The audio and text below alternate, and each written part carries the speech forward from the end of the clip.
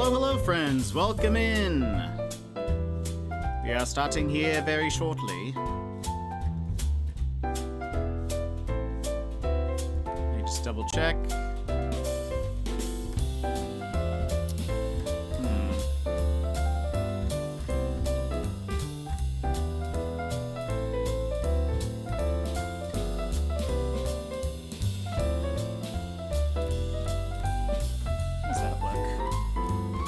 Better. And let me see.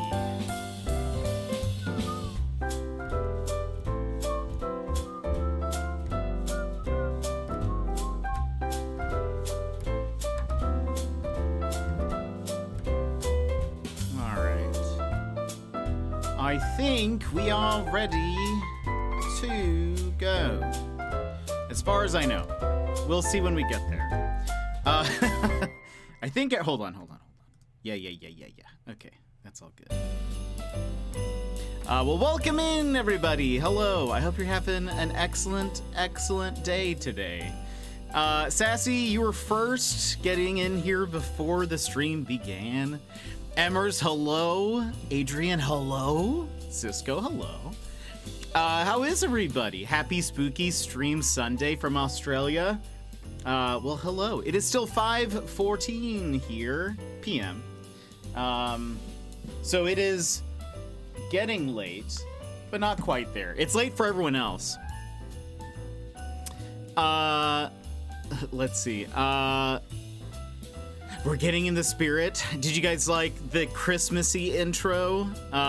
Technically, this isn't a Jet After Dark, but it is late, so I decided to use the After Dark opening. I'll take off the tag, though. Boom. UNC Pa, hope you're doing okay. I hope you're doing well, too. How are you doing? What have you been up to? Love the loading screen. Thank you. We've been using it mostly for... I just added a hat and snow, but... And Sunny D, thank you for the lurk. You've been modding Skyrim? Oh, that's fun. I hope that's been super fun. We haven't played Skyrim in a really long time. I should, though. By the way, you guys will see that our emotes, most of them have updated. So they are now Christmassy. I don't have a Christmas scriggle or Keck because those are so new. Also have no idea what to do with them. And the Toasty hasn't been updated because we don't have an animated Christmas one. We have a standard Christmas Toasty. So I might have to do something about that. But all the other ones have been, well, and Note and actually Heart. So, okay. Heart, Scriggle, Toasty, Keck, and Note do not have Christmas versions. I need to make a Heart one that's Christmassy. We had one for last year, but with the new design, we don't have one. Note, we don't have one. Yeah. So those are all of them. But my favorite is personally the emote because it has the snow on the brim of the cap. That is my favorite. I just love that. It turned out so good. It was my favorite last year. It's still my favorite. It's been going good. I love modding Skyrim and Fallout. That's awesome. I think because I've been more of a console player, I've never really had the opportunity to do modding. But I like that for Skyrim they brought like the mods over to consoles. That's actually pretty fun, but I can't do like custom ones, you know. Could be writing a letter to Santa or something. Yeah, I actually honestly Note might change eventually, so I don't know. We'll see. I hate changing the bit emote ones because I feel like it's like ones that, you know, people have put bits towards, but I don't know. I don't know if it's good enough. Now that I've completed the Streamer House gift, I have ordered the yarn for your blanket. Oh, that's awesome. I can't wait. That'll be so fun. And congratulations on finishing the Streamer House gift.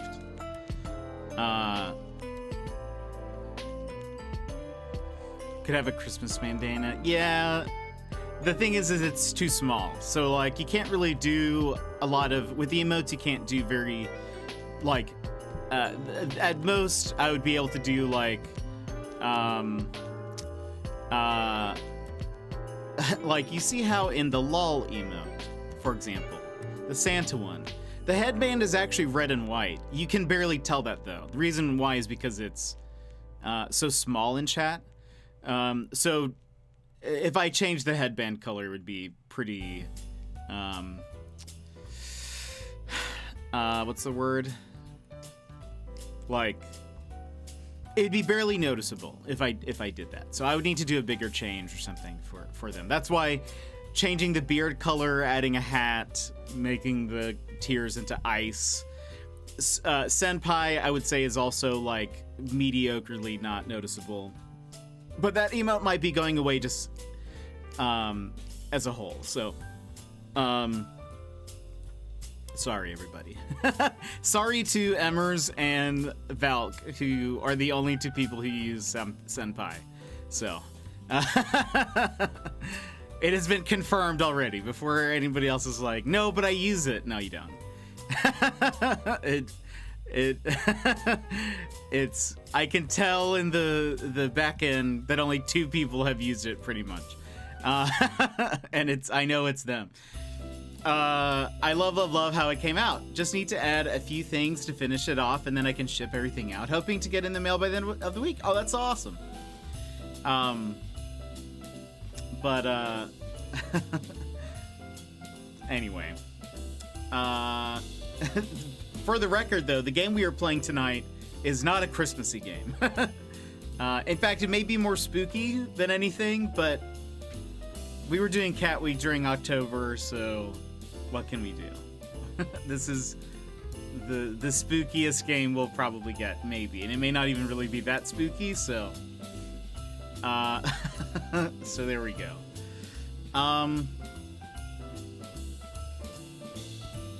You don't, though, Adrian. You don't.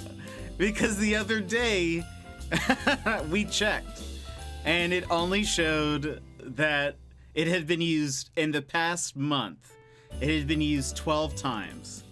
And Emmers and Valk had just used it those times. So... They had literally added to the count just by using it that day we were looking at it. So I know you don't. It's a super fun game, IMO. That's good. I'm glad. I'm looking forward to it. I've heard great things. One person has said it was their favorite game of the year thus far. So I'm very curious. The art style is super cool, and I think the mechanics of the game, from what I've seen, look fun too, so it should be interesting a little time.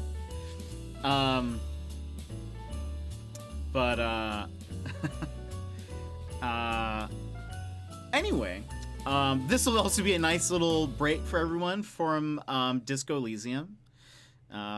So we'll pick that up this week. We're still trucking through it. We'll also be playing another game this week that a code was given to us as well. So we'll kind of we'll be playing. We'll be mixing it up this week. But I hope everyone had a happy Thanksgiving. Mine was awful. I had already mentioned my Thanksgiving plans were canceled, and then. On Thanksgiving, it actually probably happened the night before, but my refrigerator stopped working, so it stopped, like, the cooling unit or whatever just stopped. So, when I finally got up on Thursday, I noticed that one, it was like leaking stuff onto the floor. And then I had a whole bunch of food go bad. And I had to throw away a ton of stuff. There were some things I was able to keep that aren't like super perishable. But most of it went bad. So I have to replace everything. I did find out that I think my refrigerator should be delivered here on Monday. The landlord is replacing it, but so I'm playing Nobody Saves the World, and there's a frog in it that just said, at this point, I don't need a true love's kiss. A simple, you're worth it hug would be good enough. Poor Froggo. That is a poor Froggo. Yeah, so anyway, the past couple of days have been rough. But anyway, it's fine. We're here now. We're gonna be playing a game. Trying to see if there's anything else.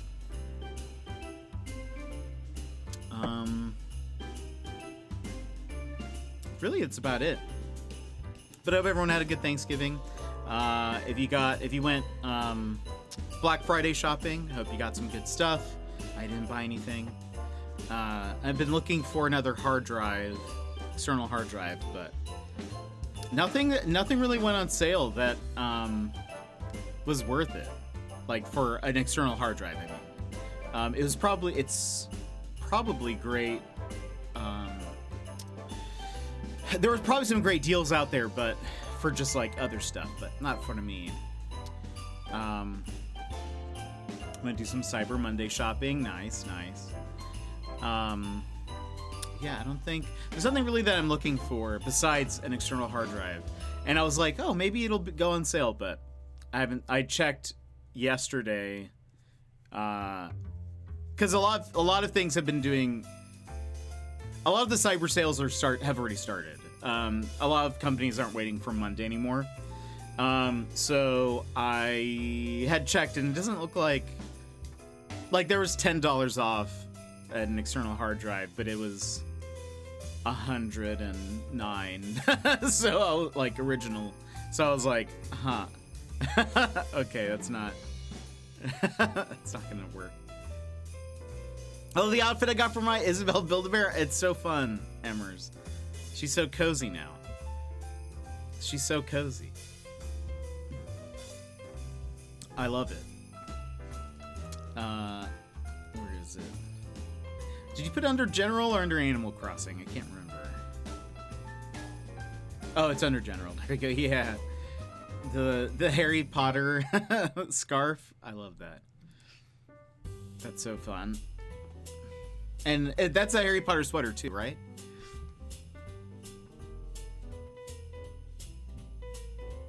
That's so fun. She's so warm and cozy. Okay, let's see.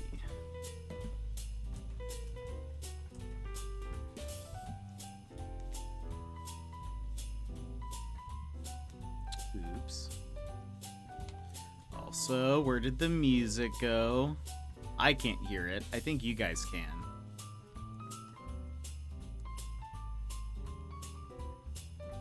Hello? It says it's still playing for you. But for me, I hear nothing. Wait for it.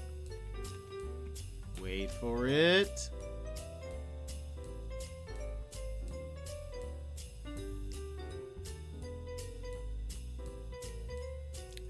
I don't know if it's still playing for you guys. I cannot hear anything. Looks like this is going to die.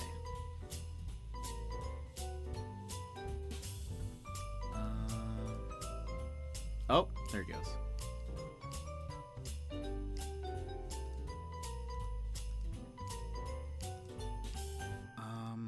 Oh, there we go. It's back for me now. I feel your pain. We were out without a working fridge for 6 months, and it was during the spring summer months. We ended up buying an under-the-counter fridge to keep milk, etc. or eggs, etc. in it, and it was in our living room. That was a rough time.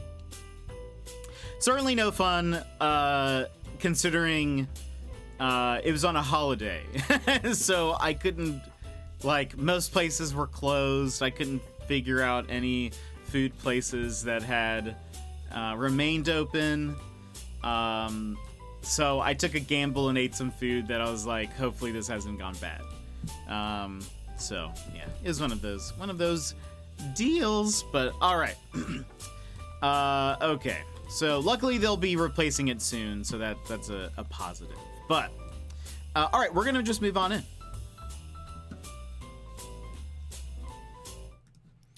All right.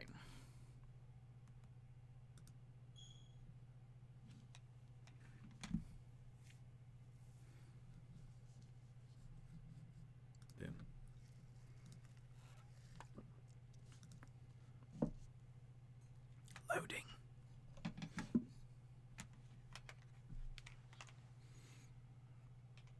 It's Harry Potter themed. Nice. Hiding spot games.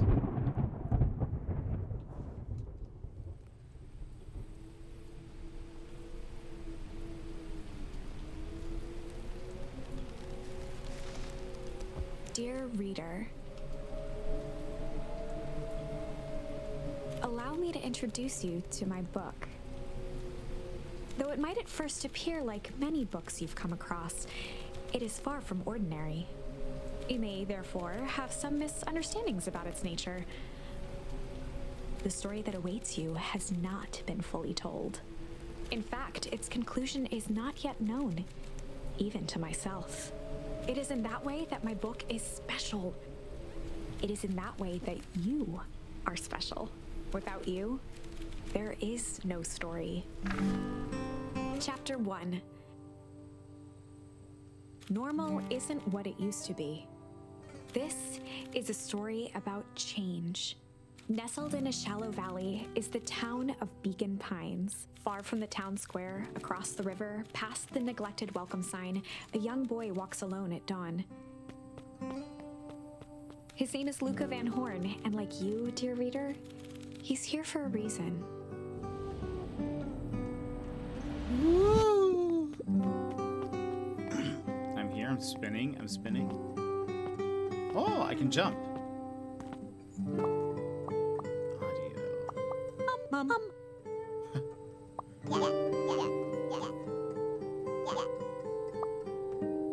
Okay. Hopefully the audio is good. Let me know if it is. Hey, Dad. How are things going? Oh, we're at a grade. How are things going? Today's the first day of summer vacation. I start middle school next year, I guess. I was 6 years old when you died, and it's been 6 years now. From here on out, you'll have been gone longer than you were here. It feels like that should mean something. Mom always said that this tree was your favorite spot in the world. Me too. Hey, Luca. I knew I'd find you here. Rollo was Luca's closest friend. He possessed many fine qualities, but subtlety was not one of them. Well, after I banged on your door till your gran answered, and after I checked the pond and climbed up to the treehouse, then I knew I'd find you here. Rollo finally noticed the tears welling in his friend's eyes and the flowers on the grave. Oh, yeah, right. You and your mom always did this on your dad's birthday. Yeah. I didn't know if you were going to keep doing it now that your mom's gone too. She's not gone. She's just missing. Sorry, I meant to say since she was missing. She's gonna come back, Rollo. Of course she is. Oh boy. Okay, Dad. See you next time. I think I'm ready to get out of here. Sure, lead the way. Okay, Rollo, I don't know how I feel about you. Oh. Oh, that's awesome. Tickle. Okay. Wonderful! I had a good feeling about you from the moment you opened my book. That charm is a very special thing. Very special indeed. Keep hold of it for now. Its purpose will reveal itself soon enough. Okay.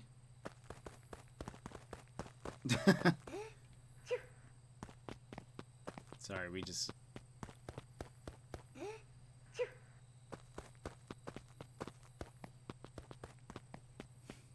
Oh, they grow back faster than we can. I just wanted to... Okay. I just wanted to clear it off. Is there anything here? Anything we can do besides sneeze? Okay. No. Oh yeah, I almost forgot. The whole reason I was looking for you. I was wondering if you'd ever get to that. I found the perfect way to start our summer. How's that? Rollo looked to the side suspiciously. Not here. They might be watching. They who? Shh, not so loud. We need to do this in a secure location. Mission control. Alright, I just have to tell Gran and then we can head out. What are you gonna tell her? I don't know, I think I'll something. If it's all the same to you, I'll meet you at the welcome sign. Your Gran still kind of wigs me out. I don't do well with new people. She moved in like half a year ago. Just meet me at the sign when you're done. Suit yourself, I won't be long. Tell Gran before heading out with the Rollo. Oh. Dear reader, forgive me for this interlude. Remember that charm you found in the dandelion patch? There are more of those special charms to discover throughout Beacon Pines. They've been known to reveal themselves to those who are willing. Some of them can be found in this very house.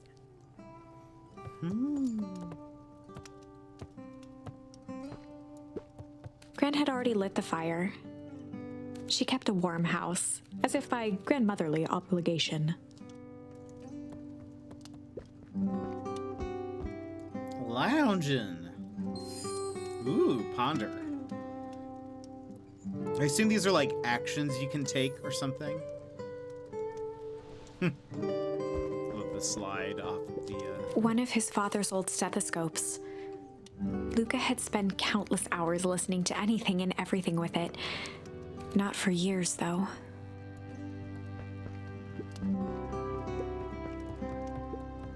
Since Gran had moved in, the house was more peaceful, more orderly, and more covered in flowery fabric.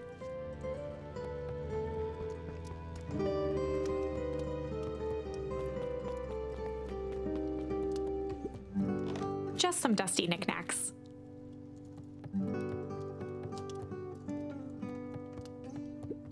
Luca paused at his parents' bedroom door. He just wasn't ready to go in yet. Gran had commandeered the upstairs closet when she moved in. Some things need shelter from a young boy's mischief. Ooh. Hide.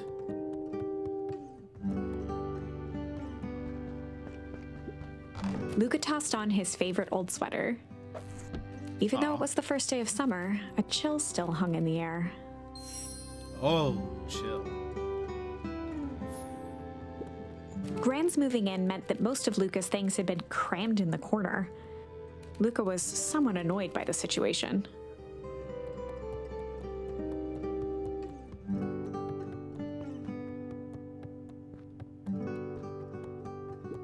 Gran's bed was undisturbed.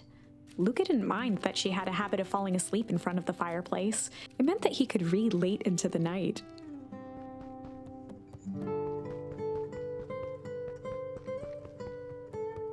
Gotta make sure I don't miss any charms.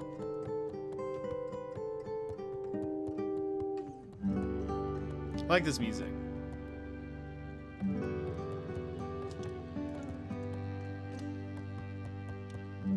An array of prepared meals crowded the refrigerator, each labeled with the day of the week.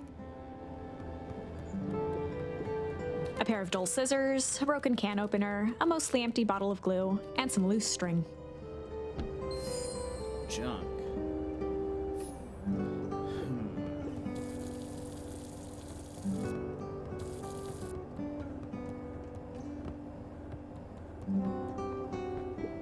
The only piece of furniture Gran had brought when she moved in was an old hutch.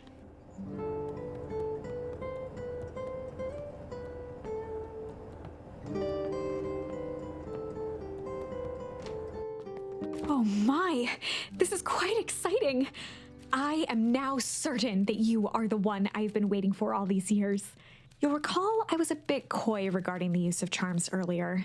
Excuse me, I tend to have a flair for the dramatic. You are about to encounter your first turning point. There are certain times in this tale when everything hinges on a single word. Step forth, dear reader.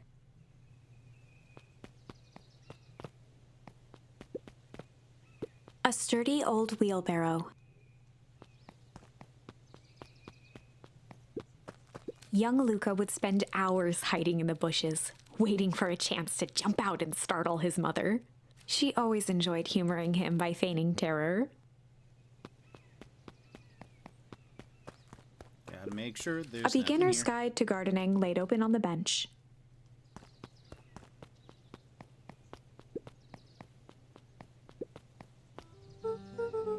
Hey, Gran, I'm gonna go hang with Rolo for the day. See you later. Hold up now. Where are you and Rolo headed exactly? Oh, nowhere special. The less Gran knew, the better for everyone involved.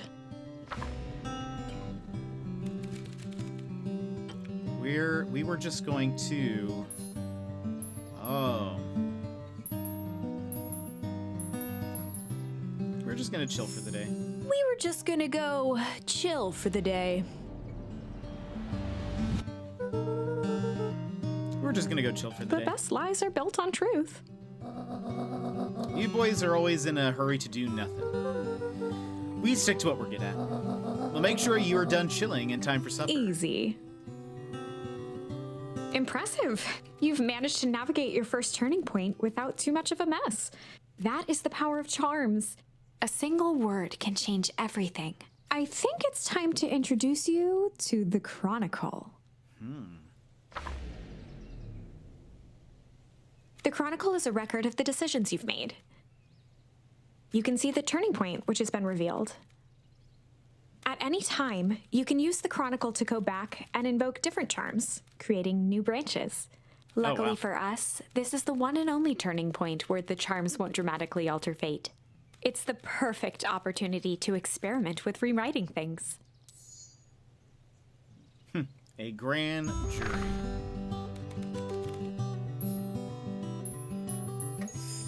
We were Val, look at just gonna go hide for the day.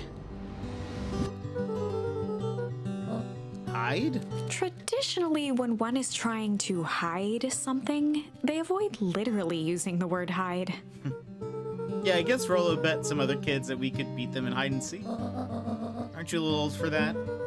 It's not like there's much else to do around here. Well, make sure you boys are done playing your little game in time for supper. All's well that ends well.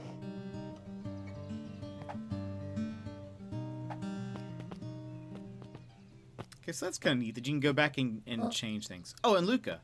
You and Rolo stay out of trouble. I know. Get into trouble with Rolo. Perfect.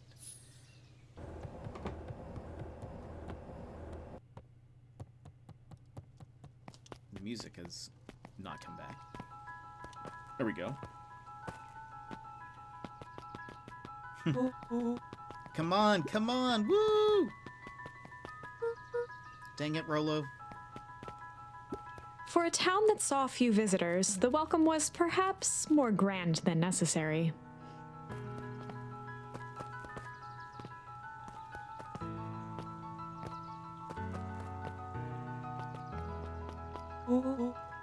You know the drill. Don't let anyone discover our secret path. Oh. Chapter 2. Welcome to Beacon Pines. For many years, this valley had been a small mining outpost. It wasn't until Sharper Valentine built his fertilizer company that Beacon Pines was established. Over the next 30 years, the town had grown and prospered until the foul harvest and his sudden death. In the 6 years since, everyone was simply trying to get by.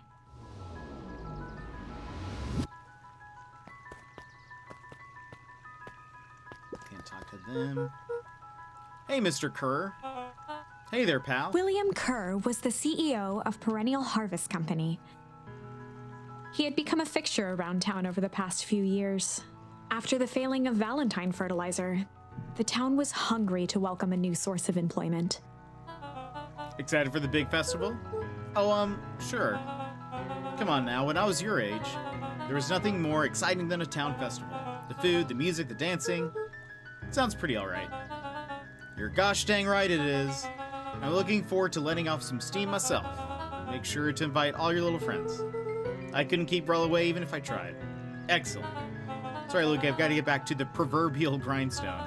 Our harvest awaits, and that's all. The left side's a little low. Who are you? Sorry, young Mr. Van Horn, can't talk now. Very busy with preparations. Mayor Augustus Valentine was not busy. Oh, sorry, Gus. How many times do I... It's Mayor Valen... Flustered, Gus instinctively loosened his tie. Keep up the good work. I must briefly attend to a concerned citizen. Is that me? It's nothing. Keep at it. All right, what can the Mayor of Beacon Pines do for you today? Oh, just saying hi, I guess. Huh. Well, good day to you, young Mr. Van Horn.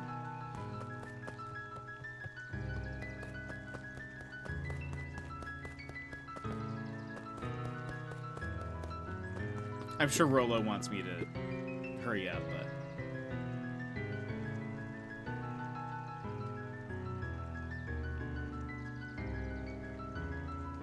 Oh, I think that was it. Okay. Hello.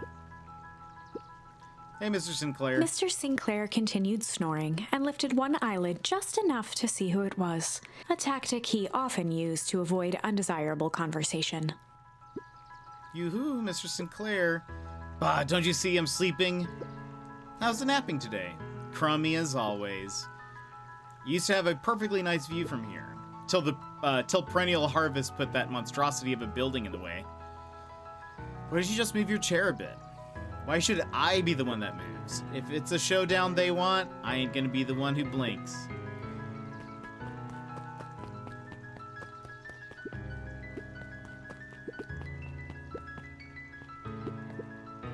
Come on, Andy, grab his wallet.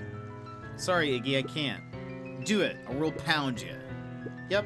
Yeah, but my mom said, yeah, but. If I had a nickel for every yeah, but, I'd be the king of nickels. Ain't that right? Yep. Sorry, you should leave. Mr. Van Horn, do you have a moment? It's just Luca. Golly, I'm sorry. It's my first week at Perennial Harvest. He pulled a pen from the pocket of his sweater vest and began to frantically jot something down on a clipboard. Wonderful, it won't happen again. If we are going to be on a first-name basis, then you can call me Pete. Oh, nice to meet you, Pete. Sorry, what are you writing? Oh, just documenting. Gosh, it's exciting to be a part of something so darn special.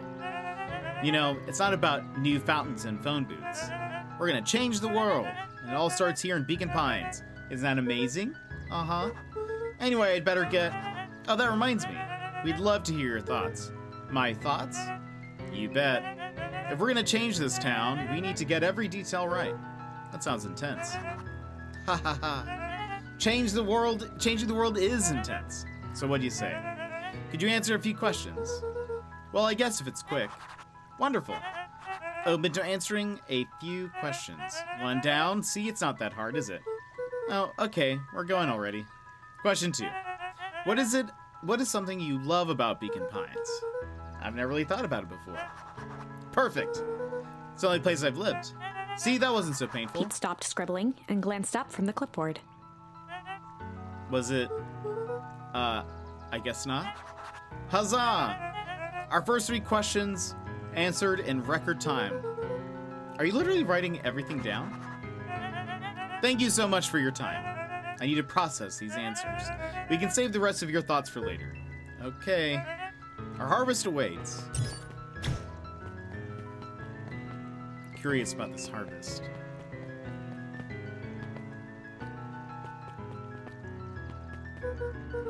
Okay. Guess I'll go join Rolo. Mission control. Authorized personnel only. Oh, wait. Is this where we're supposed to go? Yeah, it is. Okay, hold on. Who are you?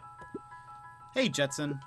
Is the line playing any tunes today? Is the line playing... Oh, it gets like fishing. No bites this morning, I'm afraid. Come to think of it, I can't remember the last time I reeled one in. But hey, it was never about the catch. This is where I come to think.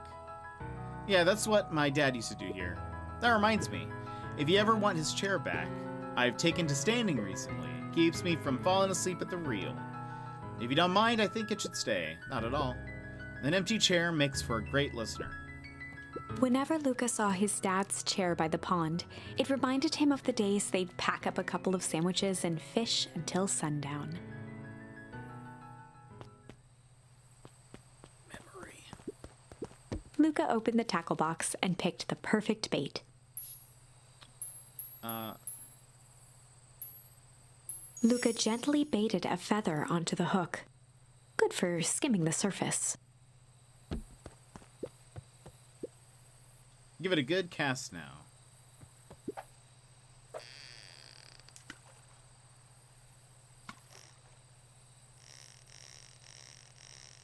catch something. Easy there. You don't know your own strength. Wait a minute. Luca gently baited. Good for skimming the.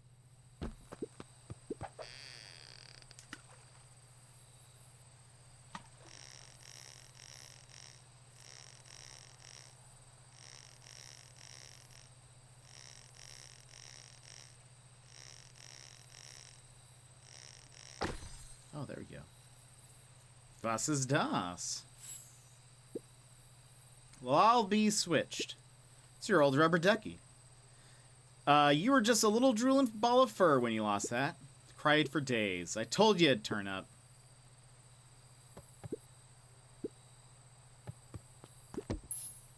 Luca tied a shoestring to the hook. What fish could resist a nice shoestring?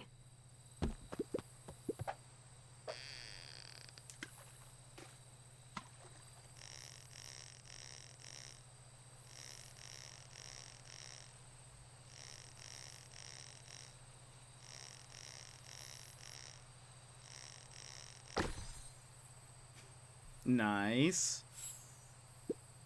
Where do you think the other one is? Hard to say. Sometimes things drift away. That's not fair. No, it's not. Well, whatever it is, I hope that the other boot at least has a sock to keep it company. So can I, like... Okay, I can't interact with those.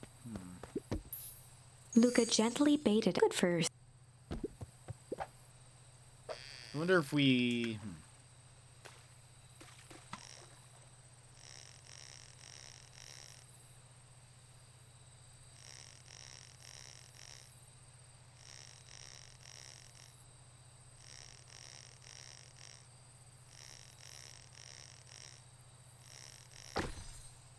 Okay, so it's, yeah. It's per charm. Looks like we could use some new bait. Yeah. What do you say we head out and find some more? Is this... Can I leave? Ah, okay. Let's see how this works. Okay. Is this the memory? It is. Right.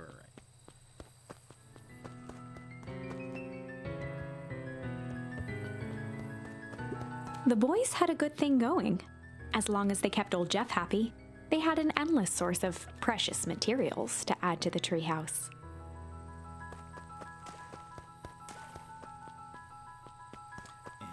Anything?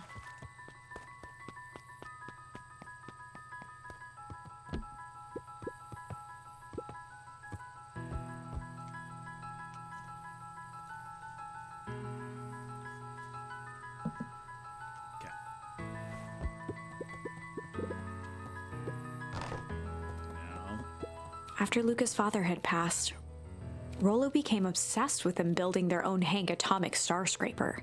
It was some time before Luca realized it was Rollo's way of keeping him occupied. I want a rocket. On certain nights, when the clouds were just right, the boys could tune into strange patterns of static. Rollo thinks it's aliens. He always thinks it's aliens. Luca's winter coat decommissioned for the summer. With the cold holding out longer than usual, he reconsidered its usefulness.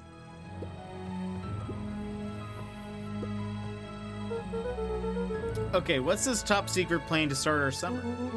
So you know the abandoned warehouse by my place? The old Valentine building? Yeah, well it isn't abandoned. What makes you think that? Get this. Last night it was glowing. Glowing? Are you sure? Kinda. That place has been empty since. Since the fowl harvest? Yeah. Who would even want to poke around that place? We would, Rollo. We would. Wait. It's just a busted old warehouse.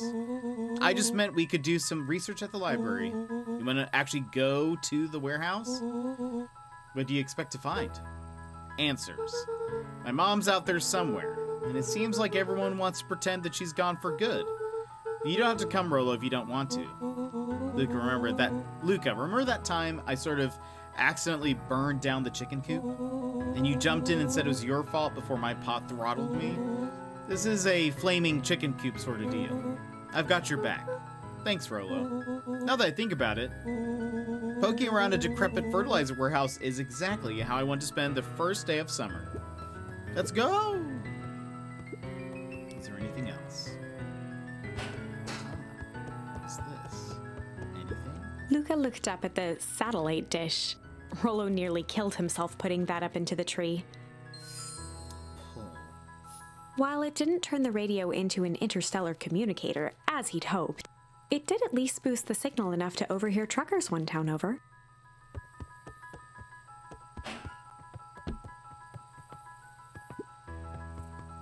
Double check. You can sit down on the chair.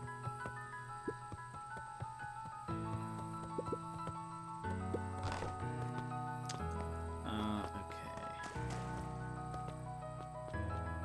Oh, I wonder...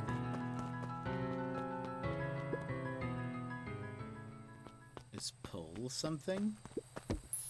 It is. Luca tied a small magnet to the line, fishing with the law of attraction.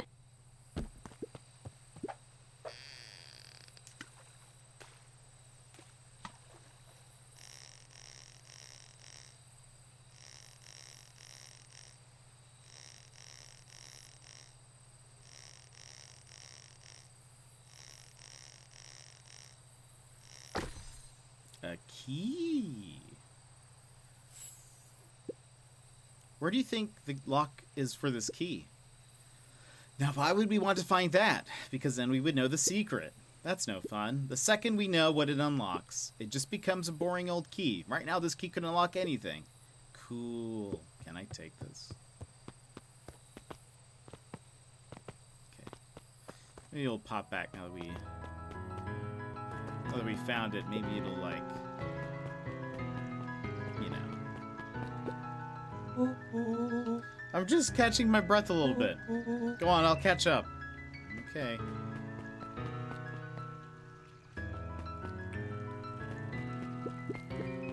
Luca could see the morning regulars nestled in their booths at the early bean.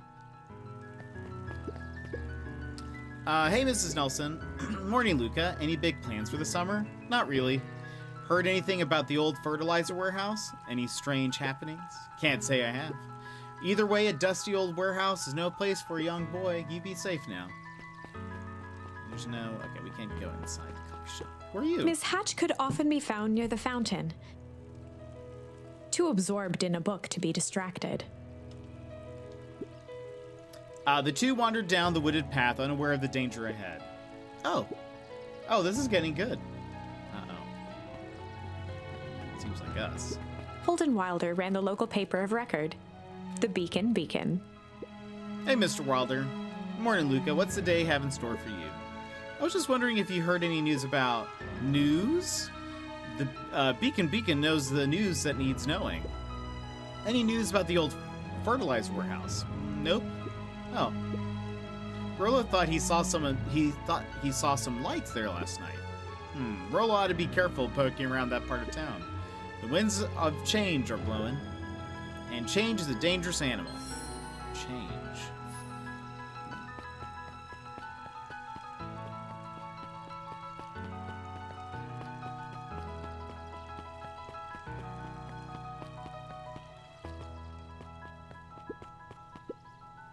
Piper? Oh, hey, Luca, what's up? You know it's summer break, right? Of course. And it's like the morning, correct? And you're studying? Like they say, the early bird gets the proper education required for a successful and fulfilling career later in life. Hey, Zariel. Hi, Luca. Could you please tell this lazy butt to help out in the cafe? Lumi, Zariel, would you like... Luca, let me give you a little gem of advice. If you never do what you don't love, then you'll never work a day in your life. Wow. You're really setting this kid up for success. That's funny.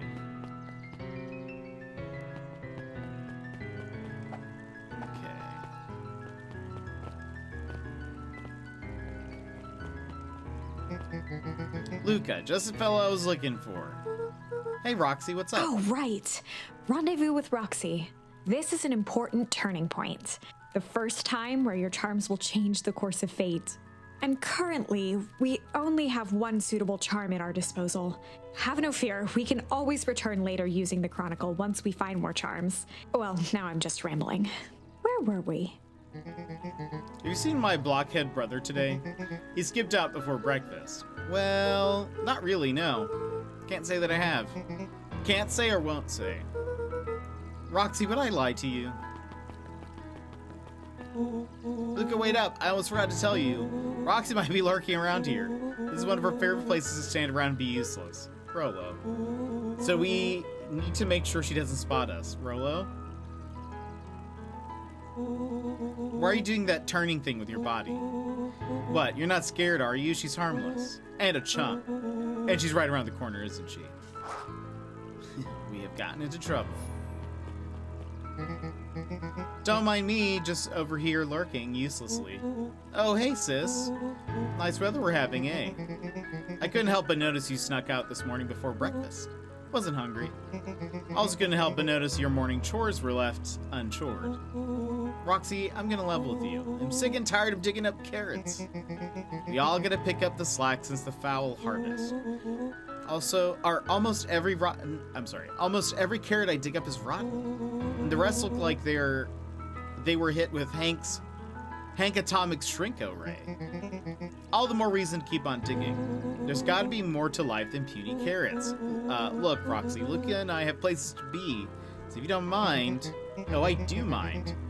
I'm not gonna catch hell again because of you. So either you march yourself home and harvest those carrots, or I'll haul you home myself. Rollo froze as Roxy took a step toward him, cracking her knuckles. Luca knew he had one chance to save his friend from being dragged home. In the past, you found the best way to deal with an enraged Roxy was to be a little chill.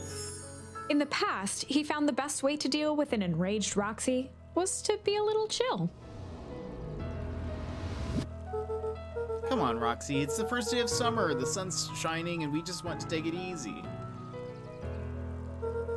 Let's leave tomorrow's problems for tomorrow. That's great and all, but Rollo's problems have a way of becoming my problems, and Paul always says tomorrow's work is best left for yesterday. March, you big oaf. Aw, rats. I expect a full report about the Valentine place. A full report! Investigate the Valentine warehouse alone. So, Fitz, what are you up to this lovely day? Nope. Cool. Cool. Sharper Valentine, founder of Beacon Pines. Never underestimate what a great man can do given time. A bit much, if you ask me. Indulgent. Which way do we go? Hey, Solomon. Apologies, no time for chit-chat. Jeff's hardware closed down about a year ago. The effects of the foul harvest stretched wide. When there are no crops in the field, tractors don't need fixing. Looks like the library hasn't opened yet. I'll check back later. Luca, my boy, hold up a tick. Oh, hey, Mr. Nuncreed. I was just on my way to... I just sold the last jar of your grandmother's preserves. Can't stock the shelves fast enough, turns out. Hey, that's great, but I'm actually... I guess Juniper will have to swing by with more of her lovely jam. Uh-huh. Well, don't let this old man slow you down. Love Pollution! Hi, Thank you for the 2 JPP. months. I hope you're having a great day. Hope you're having a good day. You just remind me that she still owes me that A dance. promise Gran regretted the second it was made. Will do. She's a fine woman, that Juniper. Yeah, she's pretty cool, I guess. A real fine woman. Gotta go. Sweeter than any jam on earth. Okay, library's closed. Can't go inside. The phone booth was brand new, part of Perennial Harvest's Beacon Pines Reborn initiative. It didn't see much use. My day's going all right. Glad to hear that you're doing well. Thank you again for that sub. Oh, hey, Luca. Hey, Joey. What's the bug hunt going? How's the bug hunt going? Not great. Bugs this week have been shy. Bugs get shy? Oh, sure, bugs aren't that different from people. Sometimes they just want to be left alone. If you're going into Wheatwood, just be careful where you step. No bug crunching, got it. Is that where I'm going? I don't know what direction I should be going. After the foul harvest destroyed their wealth and reputation, the Valentines shuttered off their estate from the rest of town. The Valentine Mansion loomed over every other building in town, both figuratively and literally.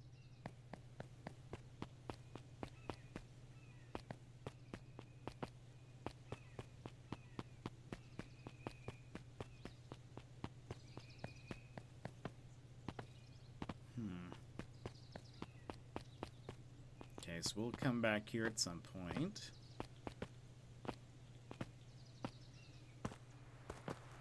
Oh, what's this? Luca peeked up at the beehive. It appeared to be deserted. That's strange. The path led into a small hollow at the edge of Weepwood. Okay, no turning back now. Caution, electrified fence.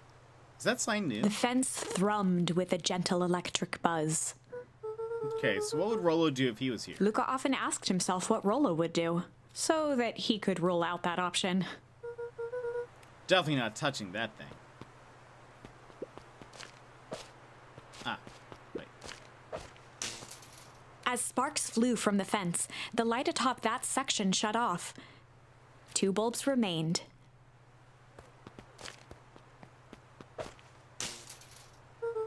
That's One more to 2. go. The fence's buzzing gave way to silence. Okay, moment of truth. Every kid in town knew the old Valentine fertilizer building. Long abandoned, the warehouse once served as the industrial heart of Beacon Pines. Now, it stood only as a reminder of things left behind. The dormant building showed strange signs of life. Okay, so Rolo wasn't exaggerating for once. What's going on There was here? only one way to find out.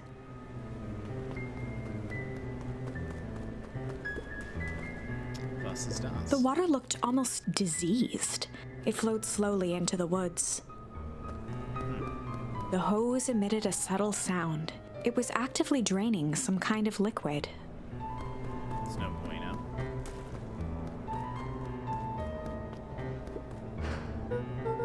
Oh, that smells awful. Too bad Rolo's not here. He'd have no problem poking around in there. Peculiar. Luca thought he heard faint sounds coming from the other side of the door. He pressed his ear against the cold metal to hear better. A zipper? The Footsteps? sound of footsteps grew louder. Hello?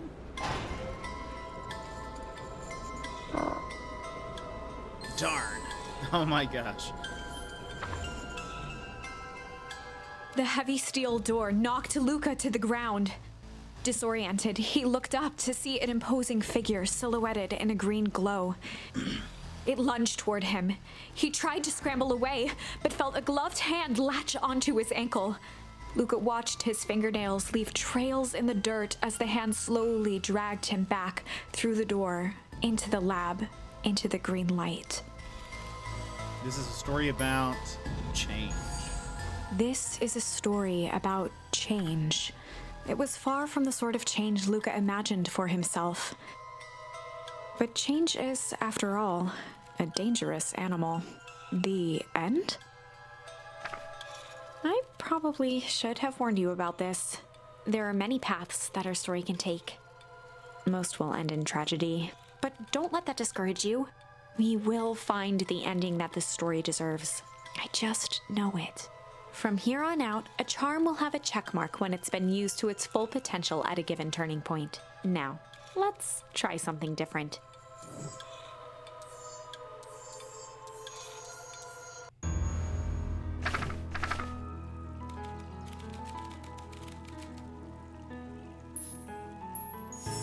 In the past, How's the game? he found So the best far, way it's to deal pretty with an good. enraged We haven't Roxy gotten very was far. to We've be a little shit. We've only been playing for like 45 minutes or something, but I'm enjoying it. Make a break for it. What have you done?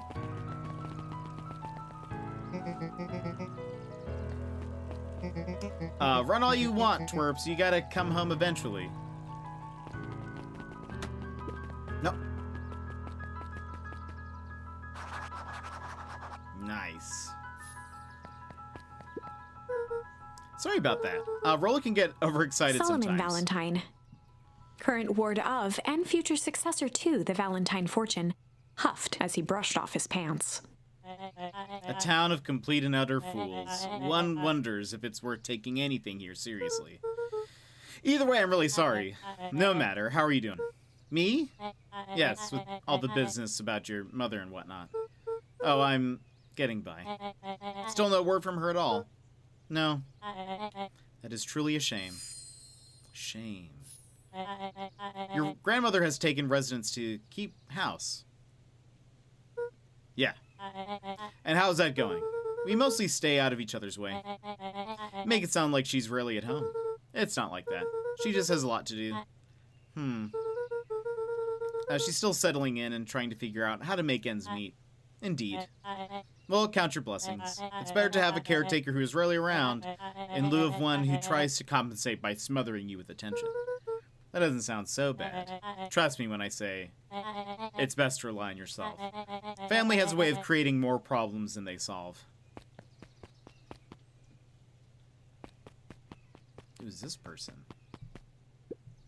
Solomon trifled a gesture toward the approaching heiress Valentine. Speak of the devil. Do not wander off like that. I'm much too busy to be looking all over for you. Apologies, heiress. I was just taking a stroll through town. Strolls are for commoners. You're a Valentine now. I want you to be present for the construction of the History Museum. The future of this town relies on its ability to remember our family's great past. Of course.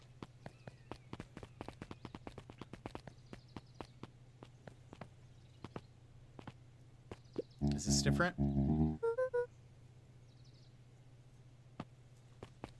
Oh, it is. Sigh. Well, he's got too much of his father in him. He was running. Oh. I win. Little help. I am the champion. We were racing? Did that road get longer? Like anything ever changes around here. It seemed longer. You're just lightheaded from the run. You really need to pace yourself better next time. Not sure why I would take advice from second place. Has that sign always been here? Wait, what? Caution, electrified fence. No, that's definitely new. Creepy. Are we gonna get around an electric fence? Don't worry, I've got this. Oh my gosh. Why did you do that? Always says you can figure out the plan. Wait. You can figure out what the plan was when you're done. Great, what now? Well, I did my part and established that touching the fence is bad. I'm sure you can handle it from here. I'll supervise. From a safe distance. Well, thank you. Whoa, you're a genius. Oops.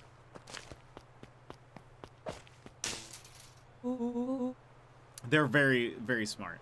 I think that did it. Luca, you never fail to impress. As the glowing windows of the old warehouse came into view, Rollo began to bounce excitedly. Check it out. Dang, Rollo, you weren't exaggerating for once. Was there ever any doubt?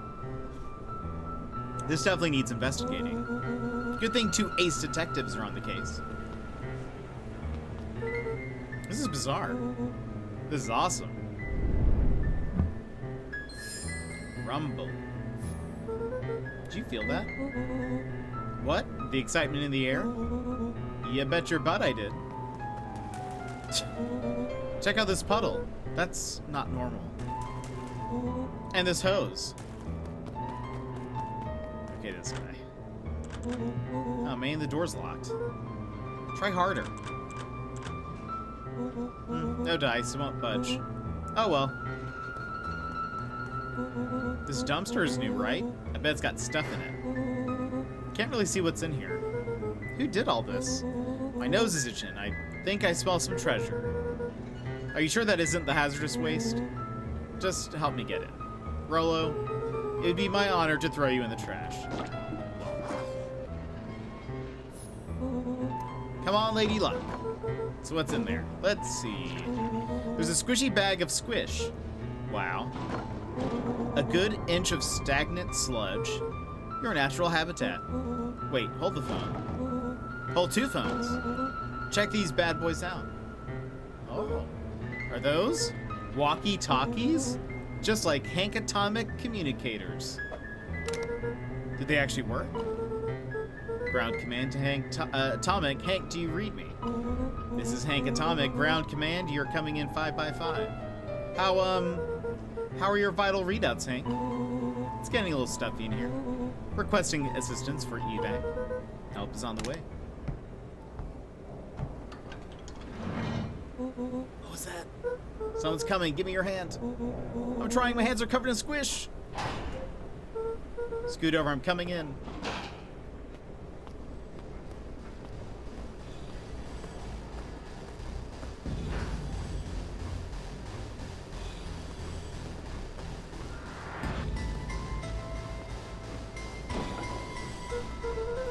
Tell me you saw that.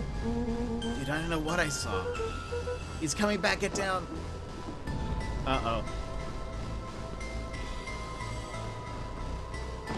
What are the chances that's just the day's trash? The boy sat petrified under the weight of the bag. Oh god, tell me that's not what I think it is.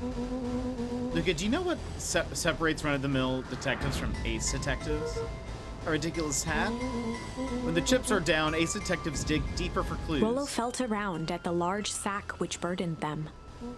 Aha! He snapped off a tag from just within a small zipper opening in the bag. Some sort of badge or something. What's it say? Rollo held the badge up to a faint shaft of light within the dumpster. Dr. Prescott Deep Engineering. It's a name tag. Who threw away a bag full of slimy old name tags? I think it's just one name tag in a bag full of something else. Okay. I think we should make a break for it. Stay calm, there's no time to panic. I love the art. Isn't the art so good? Spudsky, welcome in. Yeah, it looks like a bot. I'm not panicking. You're panicking. Rollo, calm down. You don't have to squeeze my hand so hard. Dude, I am not holding your hand. Quit messing around. What other slime-covered hand would there be? Would be in here?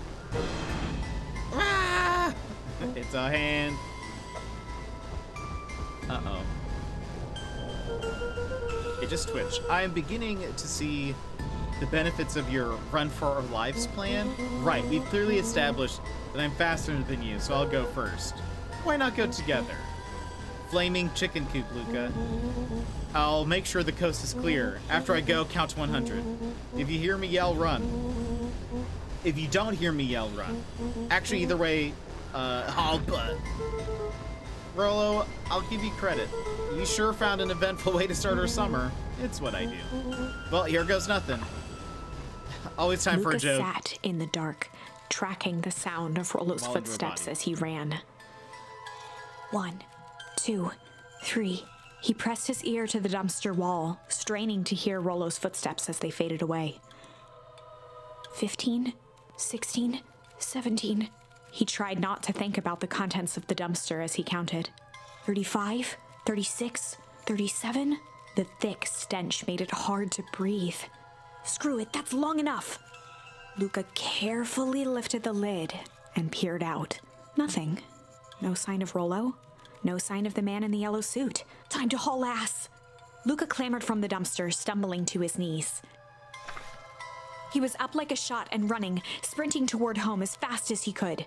Beacon Pines flew by, blurred by the tears that welled up in his eyes. He wouldn't remember getting home at all that night. Throwing his front door open, storming up the stairs to his room, and surrendering to sleep almost as abruptly as he hit his pillow. Chapter 3.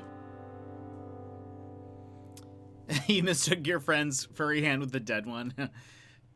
I love the narrator in this game. What was I gonna say? I'm surprised we didn't take the hand. I feel like that's evidence or something. Finding a friend. The next morning, it was quieter than usual at the breakfast table. Only the sound of silverware and chewing interrupted the awkward silence. I finished jarring a massive jam last night. Uh-huh. So I'll need to get delivered into town today. Okay. So what did you do? What did you and Rollo get up to yesterday? Oh, nothing interesting.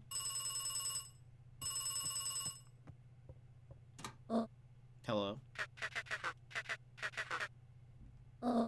Calm down. No, of course it was the right thing to do. Start gathering folks. I'll be right there. Are you sure there isn't anything you want to tell me about yesterday? Anything I want to tell you? Not really. We just sort of ran around a bit. Gran's brow furrowed. She let out a long sigh. Her voice was quiet and even. I have to go take care of something. You are to stay in this house for the day. Under no circumstances are you to leave. What? If I'm not back by dinner, there's stew in the icebox. But nothing. You are to stay here, understand? Yeah. Say it. I'll stay here till you get back. Good. Oh, and Luca, you left the icebox open yesterday. We're not made of money, you know. Well, that was strange.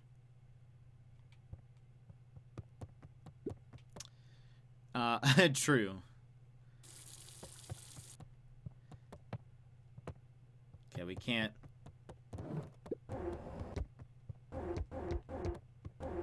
We're leaving it open.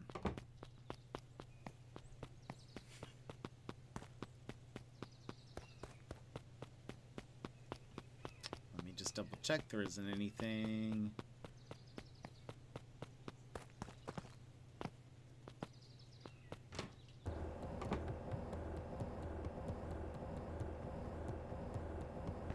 A faint electronic sound floated in the air. Is that coming from upstairs? Alright, now dip out of the house and get into some mischief, right? We aren't made of money. Trying to break Luca's fridge, too. Hope, yeah, I know. Well, we have already died once. Are you enjoying it so far? I am. I am enjoying it. The art style is really fun, and the, mechanic is pretty neat. I'm curious as to what's gonna happen. Hope you guys are enjoying it as well. Hello? Is anyone there?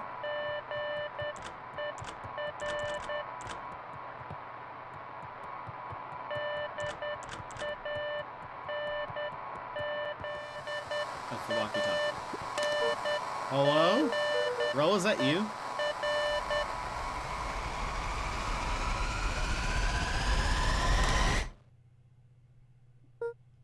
Over?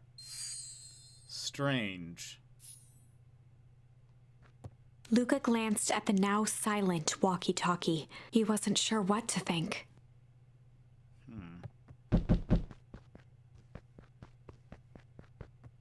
Terrifying.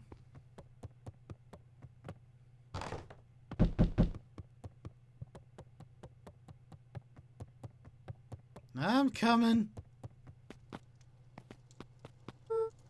Oh, hey, Roxy. If this is about me accidentally kicking you yesterday, is Rolo here? No. Look at me, Luca. This is serious. Is Rolo here? No, I haven't seen him since yesterday. Rolo didn't come home last night. What? A pit formed in Luca's stomach. Where's the last place you saw him? We were playing around in Weepwood, and then it was late, and we went home. Weepwood? If he's alive, I'm going to kill that little creep. Is there anything else? Anything that he said? Luca's mouth felt dry. No, we were just messing around. Okay. I need to go let people know to check the woods. You just stay out of trouble.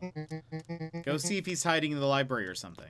Luca could feel his heart beating in his throat. Rolo. Where are you?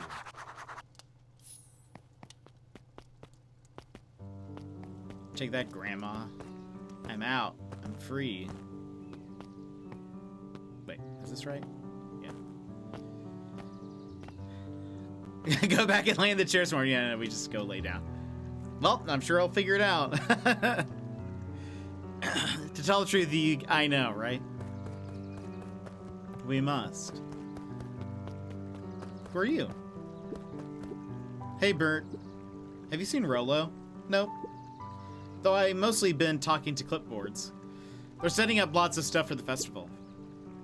This one said he had to process some answers. I told him that was fine.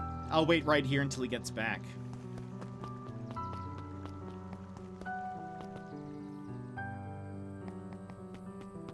Let's just double check. Let's go to our secret hideout. Let's lay down for a sec. Think about where he might be. Huh, okay. I wonder if the message was like Morse code, on the walkie-talkie. Thomas! Sneaks into chat. How are you? Spotted. Oh, alright. This guy's sleeping. This guy's still here. Howdy, Luca. Hello again, Pete. I'm not Pete, you silly goose. It's Toby. Oh, you could have fooled me. Well, hey, it's no problemo. Important thing is, we'd love to hear your thoughts. Yeah, I'm getting that impression. We're all part of something special, Luca. It all starts right here in Beacon Pines. I got it. Toby looked up from the clipboard excitedly. That's right. So how about you start by telling me, look, no offense, but I've got my own stuff to take care of. Oh, you joker. We're all part of this together. You'll let us know when you're free to answer a few questions. I don't trust them. Perennial harvest. We really need to get back to work. Just a couple more minutes. If Roxy said she'll be here, then she'll be here. I just don't see why I'm standing around, doing nothing, and waiting for Roxy, when I could be standing around, doing nothing, and getting paid for it. Come on, Lumi. Roxy needs our help. My parents wouldn't listen. No offense, but isn't Rolo always getting into trouble? Something feels different this time. What can we do to help? We need to check where the adults aren't. So I guess it's up to us to check Wheatwood. Our shift doesn't end for another couple of hours. We could spend the time making posters. That would be great, I guess. Right, Fitz and I will check Wheatwood. We'll be back later to pick up the posters. I think my dad has a map of Wheatwood. Let's swing by my house and grab it before we head out.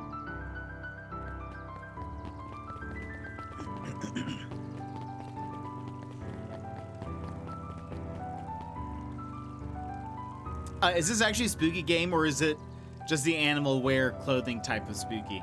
No, there is actually some spookiness to it. Our friend just went missing. We also died already. Something suspicious is happening in town. General guys in an Aussie bar. That's hilarious. Okay, let's see. What's this about a missing child? I must stress that the situation is completely under control. It just all seems so terrible. And you're sure there's nothing we can do to help? Nonsense, young Mr. Cotter. Wait, nothing. Young Mr. Cotter... I can't read. Nonsense. Young Mr. Cotter will turn up safe and sound, I am certain. You just focus on settling it. I trust my sister has supplied you with suitable lodging? Oh, yes, Mrs. Oh, yes, Miss Valentine has been more than accommodating. We were just telling our daughter, Beck, that... Now, where did she run off to? Everybody be missing. His eyes went wide in disbelief. What do you mean, vanish? That's impossible. Oh, my. Doesn't even see the danger he's in. This person. She did it. Hello. Hi, Luca. What's up? You haven't seen Rolo around recently, have you? He doesn't come around here much. Not since they made a rule that he can only order decaf. Don't blame him.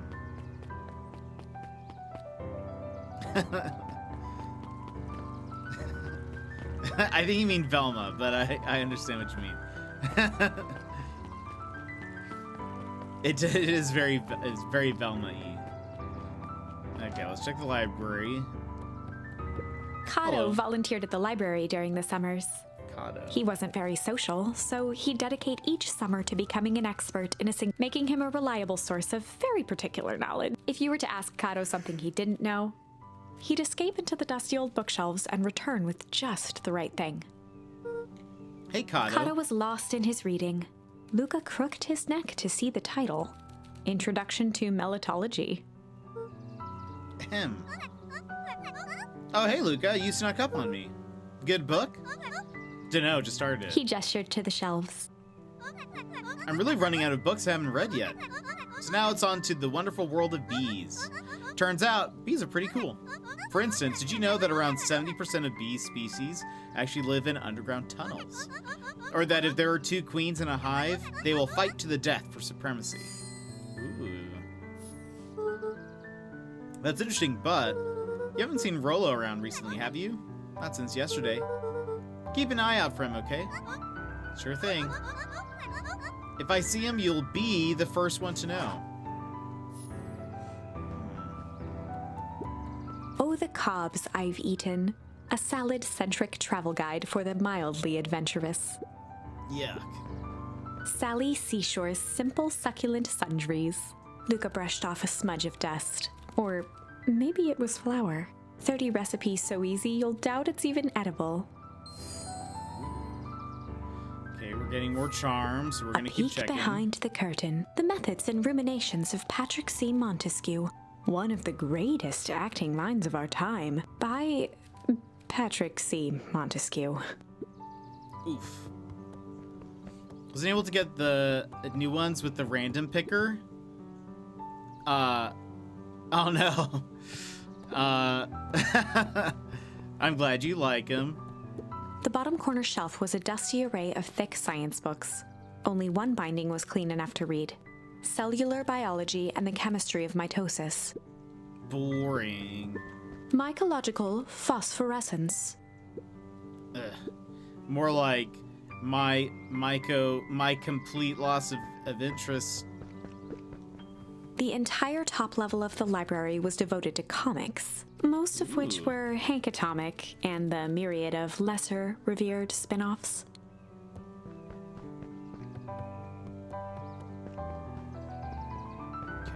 Let's talk to this Foxwolf person. Hey, Jace. Oh, hey, Luca. Did Rolo come by? No. I was actually surprised. He's usually here early on days when a new issue drops. Rolo's the biggest Hank Atomic fan I know. Besides myself, that is. Well, if he does swing by, tell him to meet me you know where. I don't know where. No, he knows where. Oh, roger that, Space Cadet. There were rarely any actual new additions, simply a variety of existing content rotated into the front display each week. Not fooling anyone.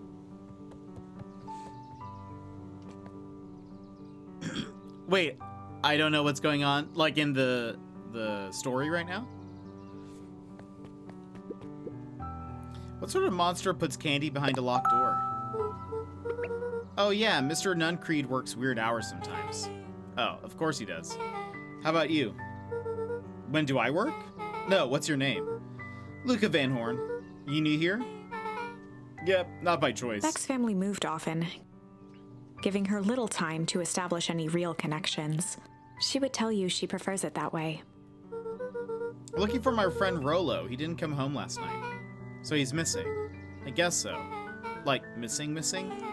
Does that sort of thing happen a lot around here? Luca shifted his feet uncomfortably. Well, that sucks. Yeah. So, I should probably get going. Hey, wait up. What? Beck pulled a coin from her pocket. I'm coming with you. What? So says the unlucky penny. Unlucky? Yeah, well, technically it's landed on heads. Well, technically it landed on heads. Leave this kid to find his friend alone. But I always do the opposite. Oh, that's kind of like me and Rolo. I guess Rolo is my unlucky penny. That settles it. A person should never be without their unlucky penny. Let's go find him. The name's Beck. Pleasure to meet you, Beck. I suppose I could use some help. Try to keep up. Oh, I looked away for a minute. So, well, the general gist is that Luca and his friend, I can't remember his name, even though they've said it 5 billion times, I can't remember his name. They found a, well, there's supposed to be an abandoned, like, warehouse that wasn't abandoned. And his friend said to go check it out. And so we did, and we discovered there was a guy there in, like, a hazmat suit. The first time we were there, we went alone, just because, so we can go back into the story and, like, change events, sort of. And so the first time around, we went by ourselves, and the guy killed us. The second time around, we went there and we hid in a we went with our friend. We hid in a garbage bin, and the guy dumped a body in there, of some doctor, and we tried to run away, and our friend went first, and then we ran home, but we haven't. And I guess since that point, he's been missing. So that's the general gist. So now we're just trying to go find him. But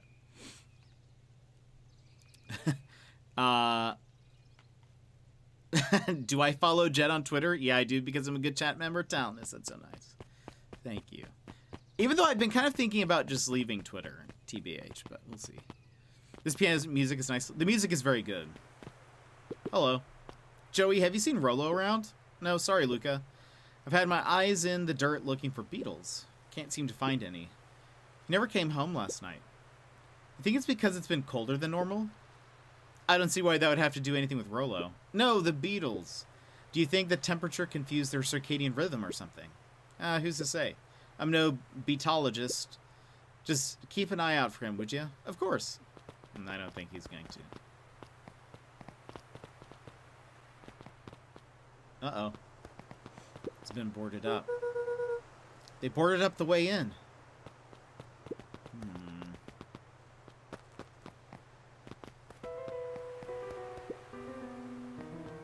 Suspicious.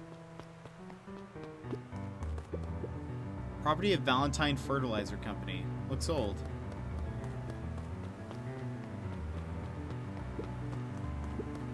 Luca felt a chill as he approached Beck.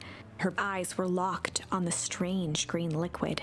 The nearby grass was coated in a fine layer of frost. Is this sort of thing normal around here? Because puddles of glowing ooze are definitely not what I expected from this place. I have no idea what that stuff is. Well, the next obvious step is science. And what does science suggest? Poke it with a stick. Luca watched as Beck dipped a broken tree branch into the goo. Beck's eyes widened as flowers grew from the dead wood. First small buds, which quickly bloomed into vibrant petals. What the? Cool. As quickly as they had grown, the flowers began to shrivel and turn gray. Beck dropped the stick with a grunt of disgust. Okay. So the sign tells us this gunk is weird as hell. Yeah, it seems dangerous. Hey, Tish, look what the cat dragged in. Yep. I don't have time for this right now, Iggy.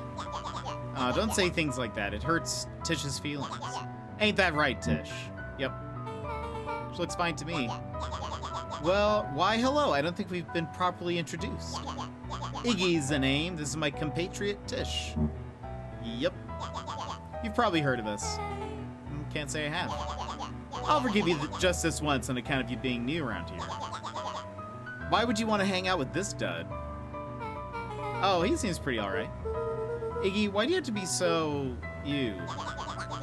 Has he even told you that his parents skipped out on him? Shut up. It's true, they got tired of having such a pathetic kid and left him. Iggy, I'm only gonna say this one time. Don't talk about my family. Well, look who's grown a backbone now that a girl's around. First his pops croaked. Then his mom finally couldn't take it anymore and bounced. Uh-oh. Iggy took a step towards Luca, his sneer lit by the glowing puddle. Beck could see tears welling in Luca's eyes, his fists clenched.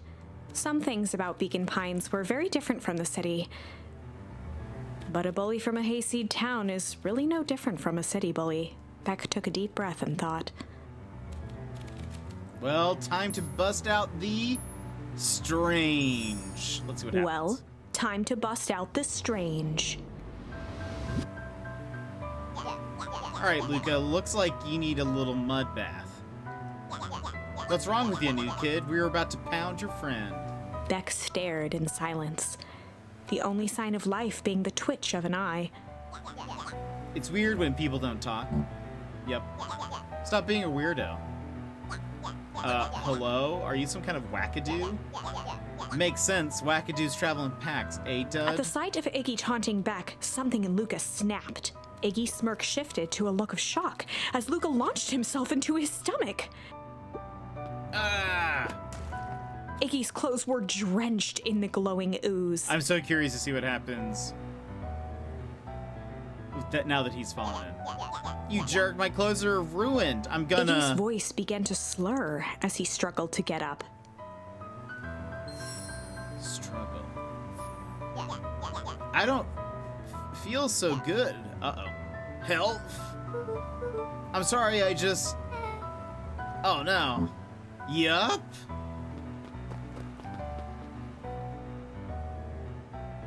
Huh.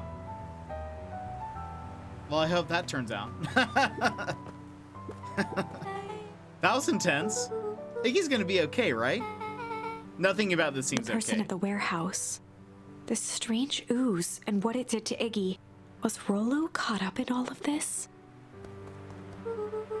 We have to find Rollo. You took the words right out of my mouth. Rollo, that's the same.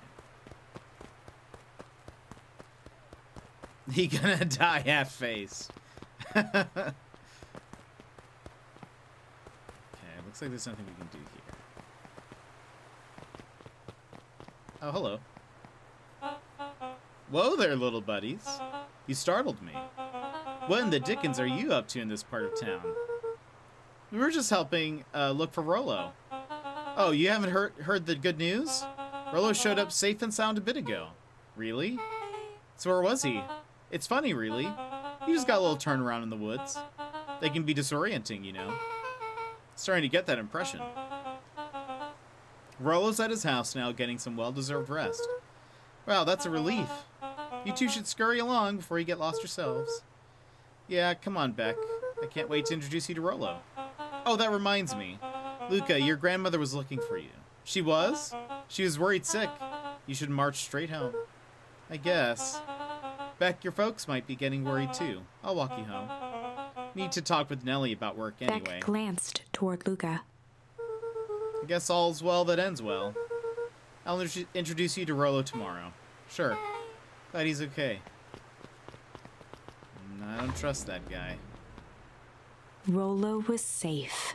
A wave of relief washed over Luca, which was quickly replaced by a sense of dread. Gran is going to kill me. If he hurried, he might just make it home before sundown. Chapter 4.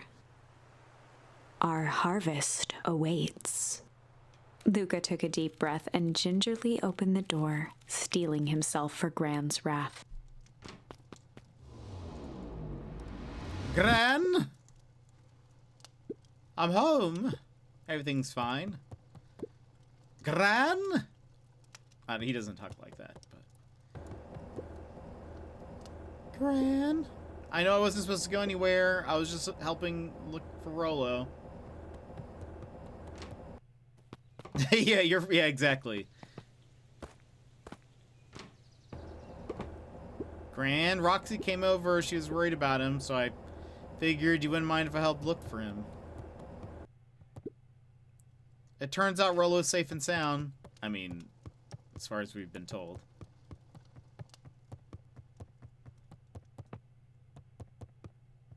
Luca was alone. The house was empty. Oh, so Grant's not back yet. Guess that's a good thing. Nothing to do but sleep, I guess. Luca was sitting by the pond, listening to small waves lap against a rock. His father sat in a folding chair in front of him. Without turning, he spoke. "Why don't you grab me some nice bait?" "Sure thing, Dad." Luca hopped over to the tackle box and popped open the lid. Inside was a rolling, buzzing mass. "We're fishing with bees?" Luca's father gave a warm chuckle. "Well, Not the bees. you catch more fish with bees than honey. Pick us out a good one." I don't think that's what they say. Luca closed his eyes and plucked out a bee. He could feel its wings struggle between his finger and thumb. Holding it at arm's length, he hurried over. His father deftly baited the hook and examined his work. Interesting choice. With a practiced flick of the wrist, the line buzzed in a graceful arc. The water accepted it without a splash or ripple. The wrong choice. But I respect it. The pond began to freeze over. Sometimes we gotta make the wrong choice before we can make it right. Pallid ice propagated across the still surface with an alarming speed. Luca scrambled back as the ground beneath him turned cold. "Dad, I don't understand." "Sorry, kiddo. Understanding isn't always part of the deal." The relentless ice shot through the fishing line toward his father. "Dad, look out!" His father casually wound the reel. "None of it's your fault, you know. Never was." "Dad, we have to go!" Luca grabbed his father's shoulders, trying to pull him away. "Please, you have to run!" The ice crackled as it spread across his father's hands. That's the thing about fishing, Luca. His chest began to crystallize. You toss your hook in, and you never know what you're gonna pull out. A shock of searing cold ran up Luca's arms. He gave one last desperate tug. The chair tipped backwards in a single frozen mass. Luca tried to stop the momentum, but it was too late. He watched the icy form of his father slam into the hard ground, shattering into 1,000 pieces that crowded around his feet. "Dad, I don't understand. What does all this mean?" The gentle rustle of leaves was the only reply. Good dreams, good dreams. It's doing its thing again.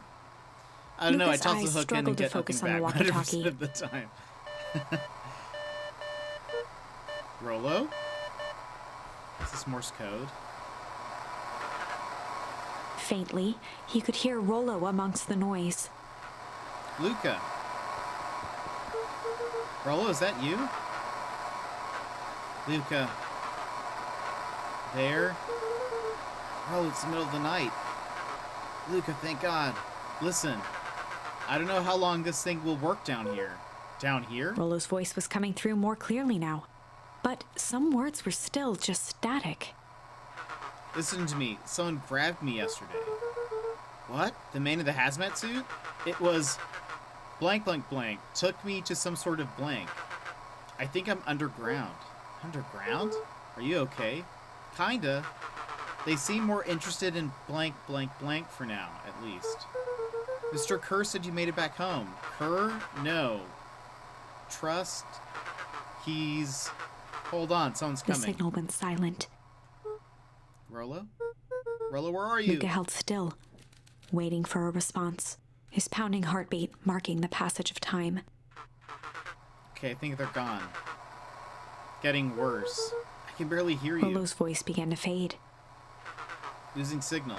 Not much time. Mission control. You need to... The treehouse. The treehouse. With that, the signal died for good. What's he trying to say about the treehouse? What's at the treehouse? The antenna! He wants me to use the antenna in the treehouse to get a better signal. Rollo, you're a Luca genius. grabbed the walkie-talkie and sprinted to the treehouse.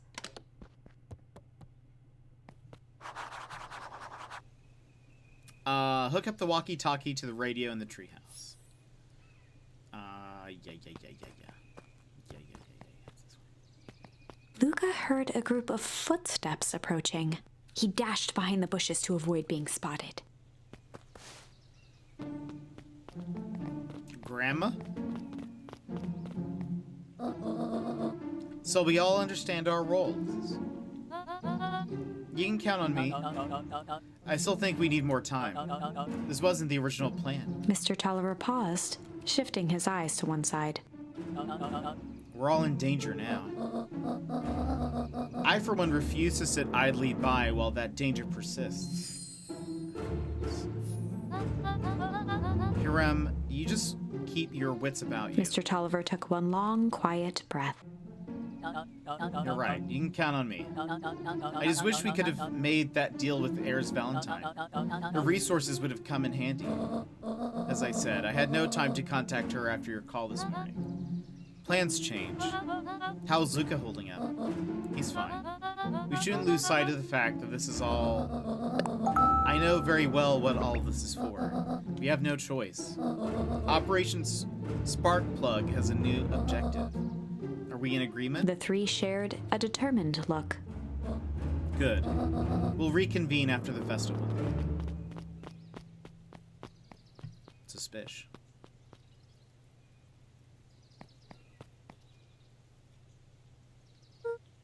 Gran, why are you meeting with Mrs. Fratelli and Mr. Oliver late at night? Hey, Luca! Gah! Dawn, you scared me. How long have you been there? Oh, just a few minutes. Earlier today, I saw Mr. Tolliver and your Gran enter the diner together. When my shift at the newsstand was over, they still hadn't left. So I used the greatest tool of any investigative reporter. Time. When they left, I tailed them. What do you think they're up to? Whatever it is, they seem organized and determined. They mentioned the festival? Yeah, I heard that too. Has your Gran been doing anything different recently? Anything strange? She got a phone call this morning and rushed out the door. A call from Hiram Tolliver, it seems. She was either furious or terrified, or both. Luca, be careful out there. I think we might be in the middle of the scoop of a lifetime. I will. Aren't you coming out? Nah, I'm gonna stay here for a bit longer. See ya, Luca. Slowly goes down behind the bush.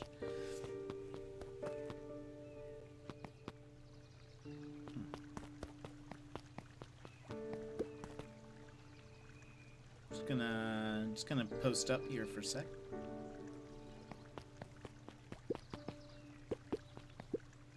I did it. I changed the sign. Splendid. Did anyone see you? I don't believe so. You're right. It was simple enough to rearrange the letters. Odd choice for a prank, though. In situations such as these, odd is The good. two boys shared a mischievous grin. Can't wait for everyone to see the big reveal. It should be quite memorable. Let's make ourselves scarce for now.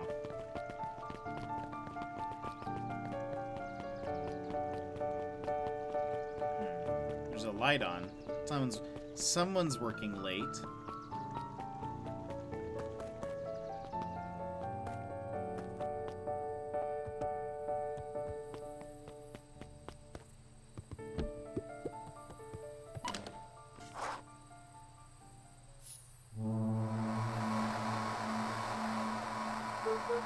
Rolo? Rolo, are you there? I'm at the treehouse now, Rolo. Mr. Kerr said you were all right. What happened out there? Dang it, Rolo, where are you?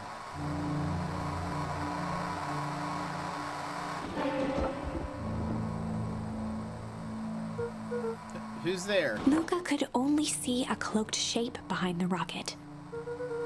I've got weapons in here, so you better come out right He now. strained to hear as a muffled voice began. Weapons? How could you hurt something that's already dead? Fear gripped Luca's throat. Who are you? What, you don't recognize me? I guess I don't recognize myself anymore. Luca stared at the ground for a moment, trying to place the dampened voice. The figure shifted slowly from behind the rocket, revealing itself to Luca. I'm a monster. And now they hunt me like the beast I am. Iggy? Luca reached over empathetically. Iggy's tone jolted to dejected anger. Don't touch me. This is all your Luca fault. slumped to the ground, overwhelmed by guilt. I'm so sorry. I didn't mean to. I lost control.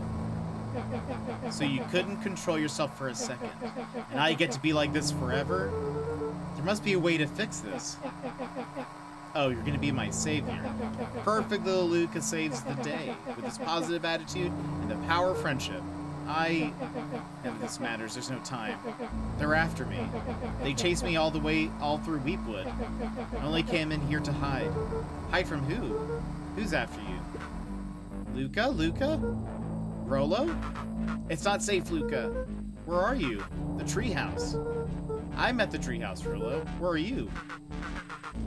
No, Luca, the treehouse isn't safe. They said they're going to the treehouse.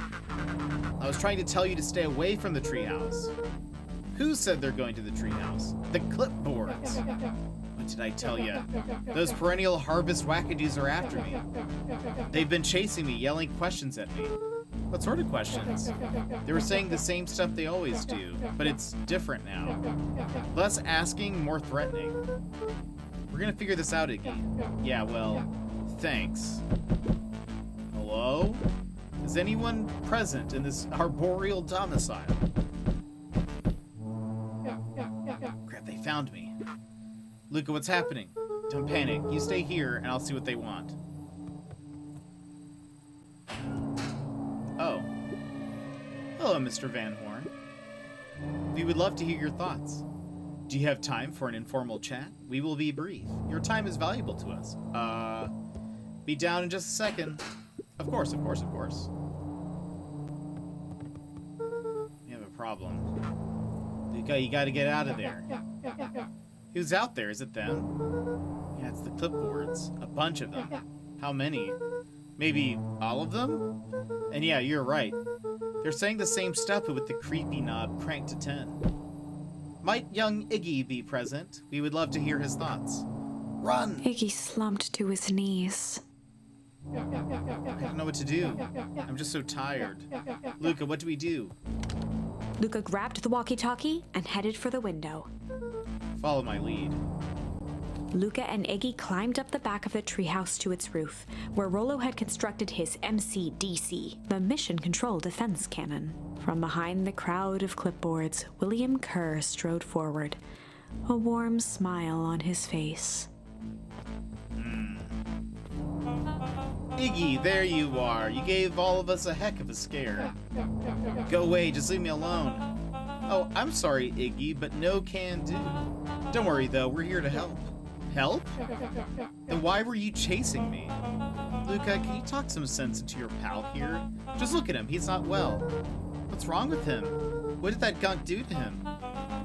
Well, that's a pretty hunkin' big question, Luca. All you need to know is that he's sick. He's real sick, Luca. I just need you to let us up there and take care of him. You told me Rolo was okay, that he was back at his place resting. He is. Poor fellow just got a little lost. That's a lie. That is a hurtful thing to say, Luca. I thought we were buddies. Why? Because he lets you ramble on like a wackadoo? Nobody likes you, you creep. Kerr's smile faltered. Why don't you pop down here so we can have a face-to-face? Yelling like this is gonna give us all a heck of a sore throat. And who wants that? Luca's grip tightened on the MCDC. What did you do to Rolo, you liar? Well, shucks, Luca. The only teeny tiny fib I told you was that he was at home. He is resting, and he is perfectly safe. For now, at least. What happens to him next is up to you, Luca. Look around. You're in quite the pickle. And I'm the only person in the whole wide world who can help you. You get to decide how this ends. Uh-oh. Luca's mind raced. He was caught in a trap. What do you do when there's no hope? He wiped his cheeks with a sleeve. What are you gonna do, Luca? Luca drew himself up and decided to take the only option they had left. Well, it's the only one we have. Fight! Luca drew himself up and decided to take the only option they had left. Fight. He swung the mission control defense cannon around, aiming it confidently at the smirking face of William Kerr. Hey, Mr. Kerr. Luca summoned his most insolent demeanor. Rolo sends his regards. Hey. That was uncalled for, more than a little rude, and just plain unsanitary. Luca, I really did think we were good pals. Oops. What a shame that it's come to this. Kerr turned his back on the two boys. End this. With a nonchalant wave of the hand, he made his exit. As the clipboards began to slowly advance on the treehouse, Luca looked to Iggy with resignation in his eyes. The end. That escalated quickly. Maybe discretion was the better part of valor here. Let's put a pin in this for now.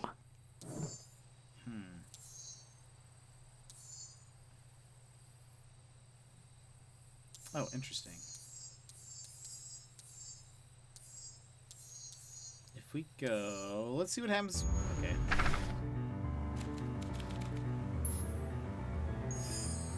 Well, time to bust out the tickles. Hey, Tish, want to see something cool? Yep. Check it. Beck lunged forward and began to tickle under Tish's arms.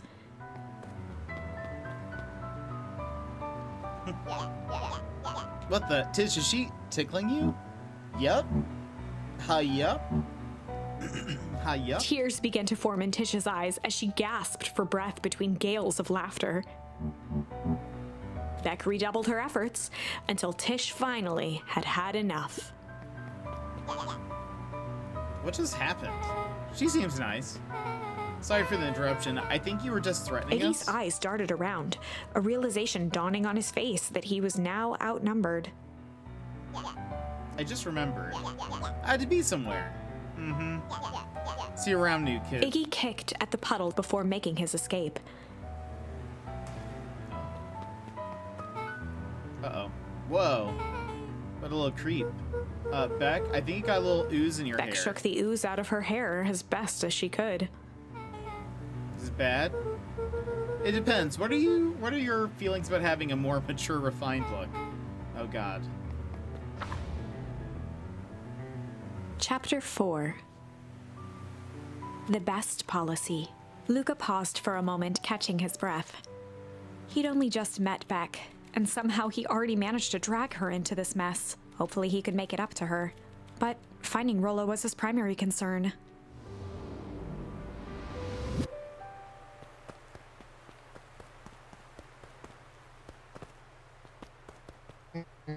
Luca, what are you doing out here? And why did a kid with gray hair just run past us in Roxy and panic? Fitz looked drained. It was clear they'd spent all day searching. That's Beck. I don't care who she is. What happened? We were just helping look for Rollo. Luca, I need you to start telling me the Roxy's truth. temper could often be dismissed as the impatience of an older sibling, but this was the most intense Luca had ever seen her. Her eyes were wild and unfocused, looking straight through Luca. Running out of time. In a torrent of rambled words and tears, Luca broke down. Rollo and I weren't just playing in Weepwood yesterday. We were investigating lights at the old Valentine warehouse. But someone was there in a strange suit, and we hid in the dumpster and had a heavy bag dropped on us. And I think it was a body. And so we ran, but we got split up. And I ran home. And it's all my fault. And now my best friend might never come back. Wow. Just, wow. Roxy, still exhausted and angry, softened briefly as her eyes hunted the ground in thought. With a determined sigh, she looked up at Luca. It's not your fault, Luca. Rollo's gonna be okay, I promise. Roxy drew herself up. I'm gonna fix this. Luca, go home. But I want to help. This is too dangerous for a kid. I can't just sit around. I have to do something. Roxy tried to think of the safest place to send Luca.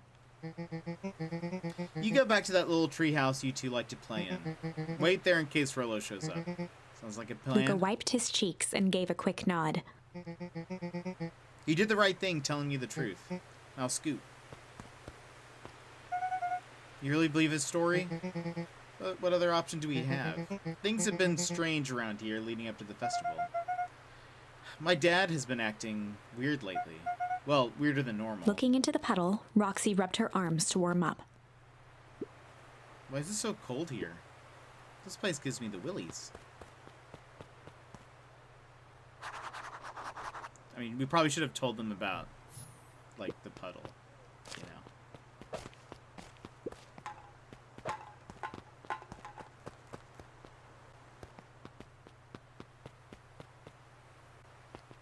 Mr. Nuncreed jumped with a start.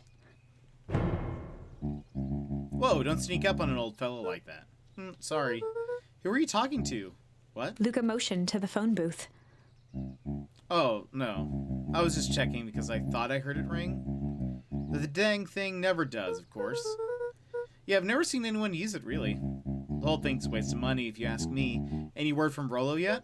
Not yet. Long time for a boy to lose his way. Rollo knows those woods too well to get lost. I suppose you're right. Silly boys' antics have this whole town worried sick. Antics? We all know Rollo likes to play his little pranks. You think this is a prank? What other possible explanation could there be? He's out playing a prank and he didn't get lost. Someone took him, I know it. How would you know that? Unless... Luca, is there something else that you know? Mr. Nuncreed gently placed one of his substantial hands on Luca's shoulder. If there's something you know, something that could help your friend, you need to tell folks. Luca peered up at Mr. Nuncreed. Kind eyes warmed a stern face. There was a deeper emotion hiding beneath it all. It was subtle, but Luca could sense something eating away at him. There was a shame. There was a shame lurking behind those eyes. A deep sadness. If Mr. Nuncreed was that worried about Rollo, maybe he could help. Yesterday, Rollo and I were missing around at the old Valentine warehouse. Mr. Nuncreed raised an eyebrow. Both of you? You were with Rollo when he went missing? Not exactly. I was hiding in the dumpster. The dumpster? What were you doing in there? First we were just looking around, then someone in a strange yellow suit came and dumped something on us. We both got scared and ran. That was the last I saw of him. You got scared by some garbage? Well, that's why you don't go skulking in someone's dumpster. But it wasn't garbage. I think it was a body. I'm sure it was just some trash. No, there was a name tag. It said Deep Engineering. Mr. Nuncreed's shoulders slumped. I wish he wouldn't have said that. A deep sigh bellowed from his chest. Uh-oh. Why did you have to? I tried, Luca. God knows I tried to keep Luca you safe. attempted to take a step back, but Nuncreed's hand clamped down on his shoulder. But you Van Horns just can't help yourselves, can you? We were all so close to being done with this. With a this. firm shove, Nuncreed manhandled Luca into the phone booth. What are you doing? It's out of my hands now. The door latched shut with a mechanical hiss.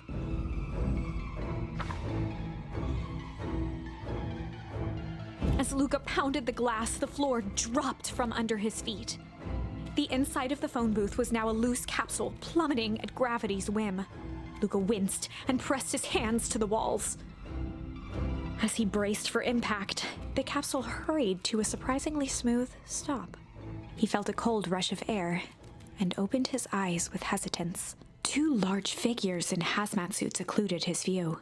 Luca heard the deep, resigned voice of Mr. Nuncreed over an intercom. He knows too much. The end. Wait. No. This isn't the end. I know there's still much more. Somehow this went wrong. Okay, let's try something else. Okay.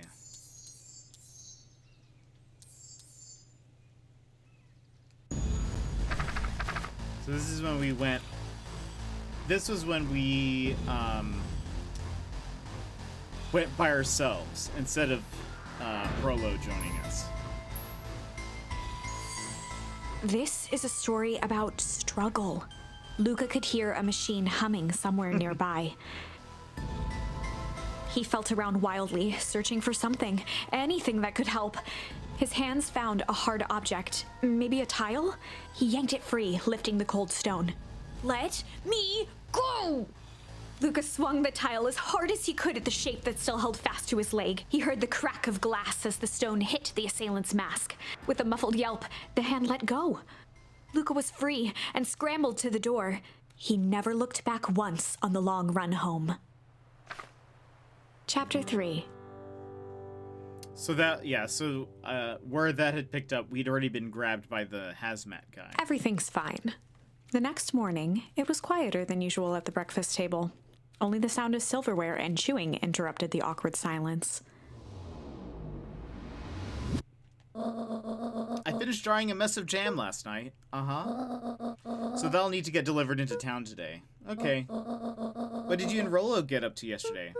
Rolo had things to do, so I just sort of poked around town. I've set the jam down by the front door. There's 2 batches to drop off. One for Mr. Tolliver at the Bag and Wag. Another from Mrs. Fratelli at the diner. Oh, and Mr. Nuncreed. He said he wanted some more. I suspected as much. Yes, he seems to have taken particular interest in my jam. There are some extras in the basket for that enthusiastic gentleman. Just make sure Fratelli and Tolliver get the ones on the top. No problem. Off with you now, while the day is still young.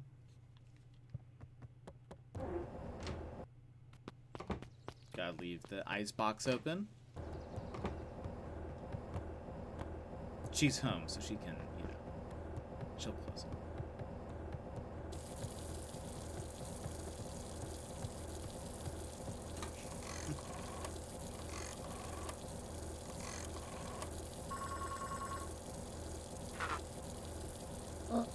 Hello, it's Juniper Hartford. Before you hang up, just hear me out. I have a business proposition. The simple matter is we both have the same problem that needs solving. Very well, we can meet tonight. So that's Valentine that she's talking to. Alright, I'm gonna go to the bathroom real fast, but then we will be back. So, for now, we'll be right back. If you need to stand up, stretch, etc., now's the time to go do that. We'll be back. Go get a snack. Go get some water.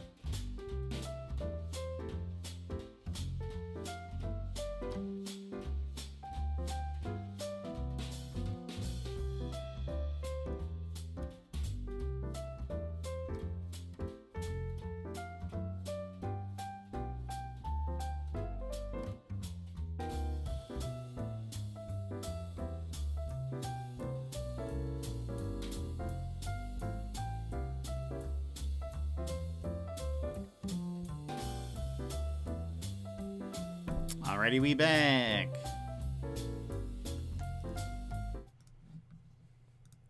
Let's go ahead and hop back into the game. Oh gosh.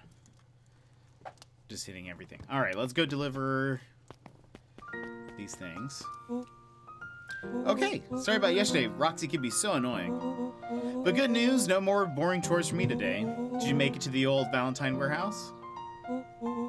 What did you find? Give me the dirt. Something happened. There was someone else there. What? Who was it? Was it aliens? I knew it'd be aliens. No. Zombies? No. Alien zombies?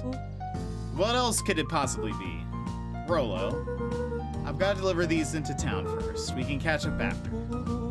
Oh, is it a whole thing? Sounds like a whole thing. Yeah, we shouldn't talk about it here. Meet me at the treehouse tonight. I'm not sure what this treehouse is that you speak of. Meet me at Mission Control. Roger that, Space Cadet.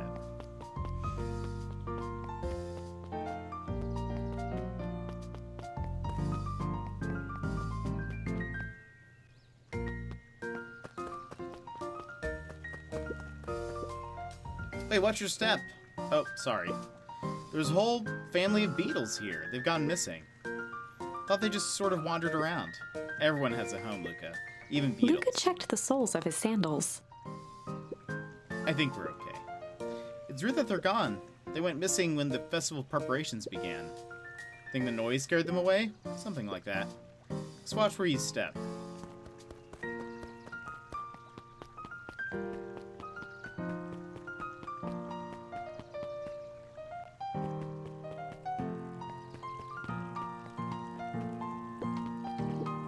Mr. Walder, I trust you have time to chat. Eris Valentine, oldest of Sharper Valentine's children, and heir to the Valentine fortune, had a way of making questions seem like demands. Certainly. Seems to be the Mr. problem. Wilder had learned to assume that if he was hearing from Eris, it was because she had taken issue with something he had put in the paper. I couldn't help but notice that the front page of this morning's paper was consumed with stories about this silly festival. Well, yes, that is the news of the day. But there was no mention of the museum, nor the foundation through which it was endowed. I'm sorry, Mrs. Valentine. My readers are more so interested in this town's future, rather than any one family in particular. There was a time, Mr. Wilder, when the goings-on of my family was the only thing this town cared about. Well, things change, man. And you know, change is dangerous. If you finish that thought, I'll make that monocle a permanent fixture of your anatomy. My apologies. Good day, Miss Valentine. Did I give you the impression this conversation was finished? Mr. Wilder averted his gaze and began to polish his monocle. Well, good day, Mr. Wilder.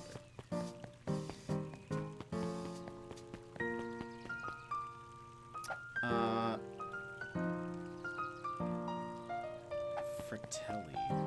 One, we have not been here at all. I didn't even know this existed. Hey, Dawn.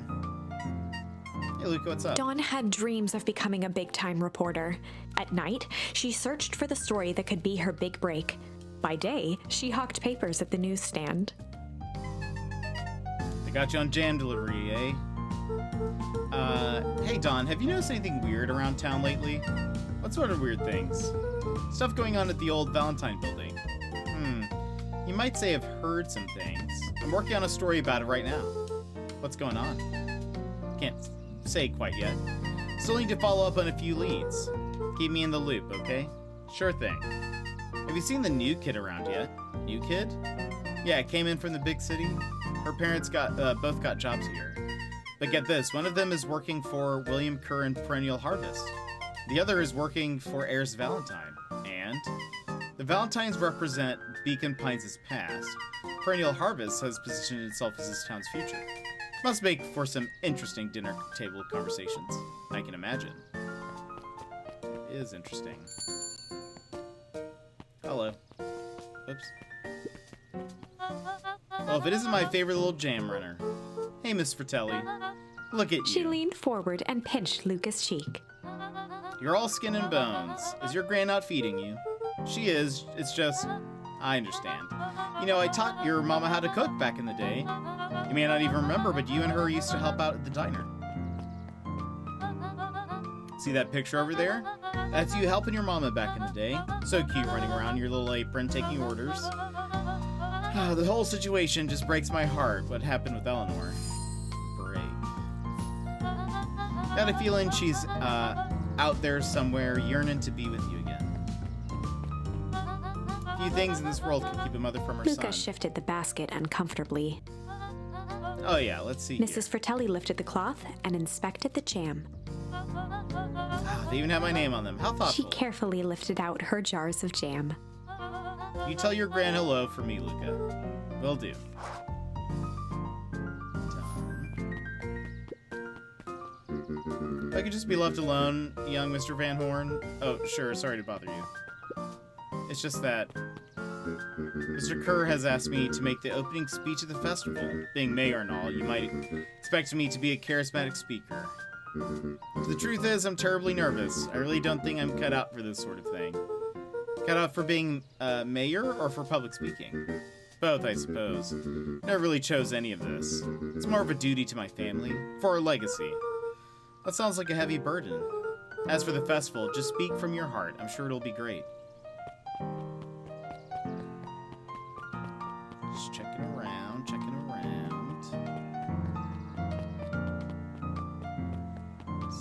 Just double checking. Wiki.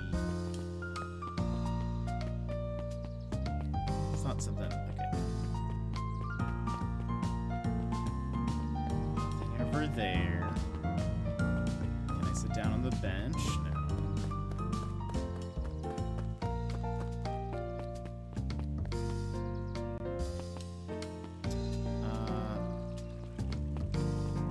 Not gone this way yet. Aha. Huddled at his counter, Hiram Tolliver was meticulously shining apples. More accurately, Hiram Tolliver was meticulously shining one apple. Hello? Eep! With a yelp, Mr. Tolliver fumbled the apple, flailing at the air as it fell. Oh, sorry. No bother, no bother. He leaned forward and lowered his voice. I see you have something for me? Yeah, Gran had some jam I'm supposed to give He you. leaned in a bit further. Jam. Yeah, these ones on top. She wrote your name on it. Mr. Tolliver leaned back, speaking loud enough for anyone to hear. Ah, yes, the jam. Thank you so much for delivering this jam to me. He reached forward and snapped up the jars of jam, giving Luca a little wink. I shall put it on my store shelves post-haste. Okay, I should finish my deliveries. Of course. Of He course. leaned in for a final whisper. Of course. Alright, so they're not jam. How do you keep the ice cream cold? We keep them on ice. Where do you get the ice from? I don't know, somewhere cold. How do they keep somewhere cold? Look, Bert. Do you want some ice cream or not? No, I'm good.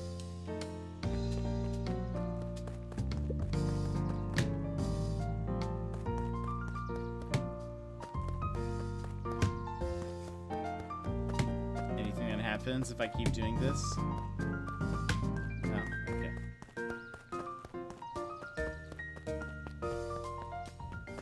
History Museum. Sharper Valentine, a celebration of excellence. We all know Beacon Pines is a great town. What you may not know is great towns grow from mighty roots. And that is why you cannot tell the story of Beacon Pines without telling the story of one Sharper Valentine. Young Sharper's keen intellect and strong moral fiber led to a grand vision. A vision of a community dedicated to a better tomorrow. In his own words, a better tomorrow is within our grasp, but it requires a singular mind to harness it. Lucky for us, he decided to grow that vision here, in Beacon Pines. And how does one grow a better tomorrow? With fertilizer, of course. Valentine's Fertilizer Company became the lifeblood of a town yearning for purpose. But then tragedy struck. A scientific experiment gone wrong. An accident which took Sharper away from us far too soon. To this day, we struggle to pick up the pieces. But one foul harvest isn't enough to stop the people of Beacon Pines. The spirit of Sharper Valentine lives on. It lives in the hearts of everyone with a dream for a better tomorrow. Together we will follow his example and grow a bountiful future. Paid for by the Valentine family and the Valentine Fertilizer Company Remembrance Fund.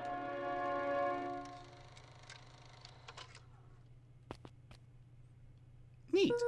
That was unhelpful. Okay, let's go deliver these things to whatever his face is.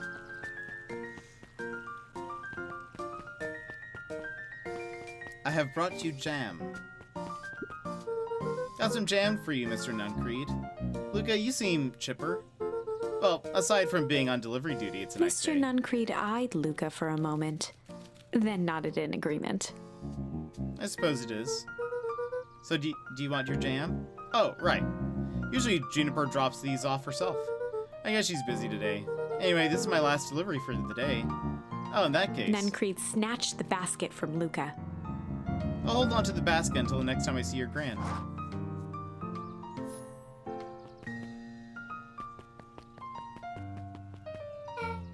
Hey, you. Anchovies or pineapple? What? Don't think. Just answer.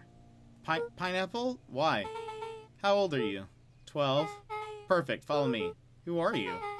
Anyone ever tell you ask too many questions? Just try and keep up, okay? What just happened? Well...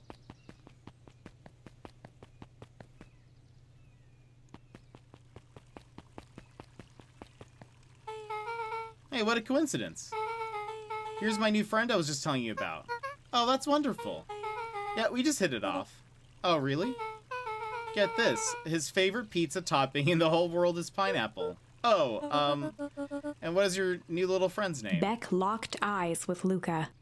The look on her face was equal parts expectant and desperate.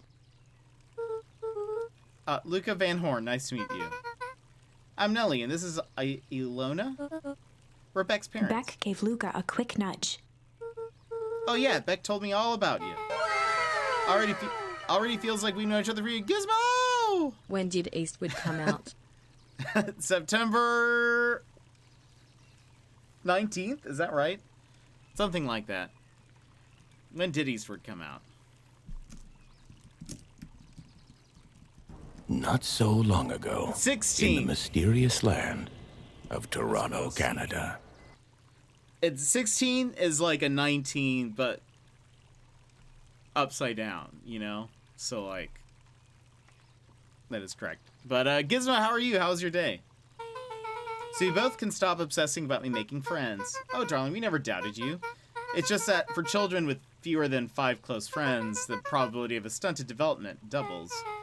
Well, 1 down, 4 to go, I guess. What Nellie means is that we just want this move to be as easy on you as possible. You can relax. A friend has been friended. This calls for a celebration. Luca, you must join us for dinner tonight. Dinner? Wow, another coincidence. I actually already asked him, and he said he would love to. It's just wonderful. In that case, we should pick up some groceries. You two don't get into too much trouble now.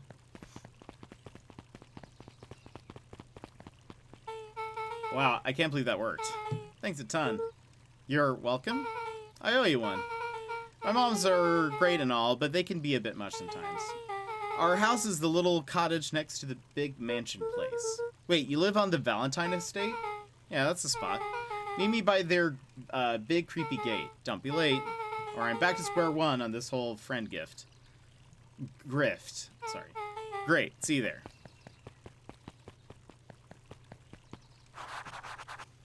Merry Christmas, 1 month early. Nice. 16 upside down is 91, same thing. Meet Beck at the big creepy gate. It's like I said, it's the same thing. Oh, who are you? Good morning, Jeff. What's so good about it? Another day further down the tubes, if you ask me. Come on now, it's not all that bad. The festival's coming up. The festival.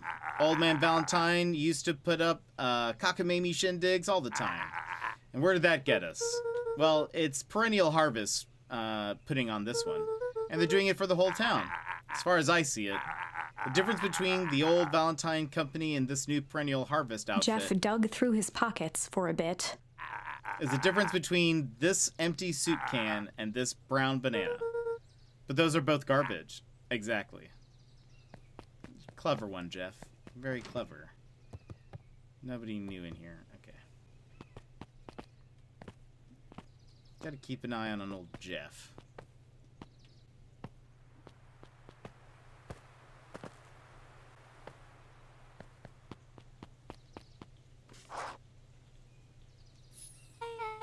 So, who all lives in that house? Eris and Gus Valentine grew up there, and Solomon moved in a few years back. The creepy little kid in the vest? That sounds like the one. So just 3 people live in that huge thing? I bet a bunch of shady stuff happens all the time in a place like that. Not really, the Valentines pretty much just keep to themselves. So it's empty and boring? Pretty much. What a waste. My mom says that it used to be way busier back before Sharper died. Before the fowl harvest. Okay, that's like the 5th time someone's mentioned the fowl harvest thing, and you all use that same ominous tone. Eventually you're gonna have to explain to me how that harvest got all fouled up. But we can't keep my parents waiting anymore. This way. The fowl harvest.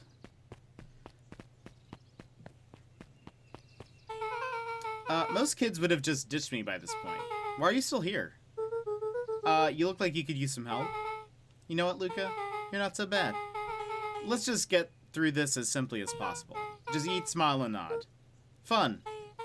Great. Whatever you do, don't bring up their work. I think I can handle Beck that. took a long breath, then gave a firm nod. Here goes nothing. Chapter 4. Okay, I think this is where we are going to stop here. I told myself we would just go till the end of one chapter, or one more chapter. So this is where we're going to stop for now. But thank you all for joining me. I know it's late. I know it's late for everyone, but thank you. I'm really enjoying it. The art style is very fun. The writing is great.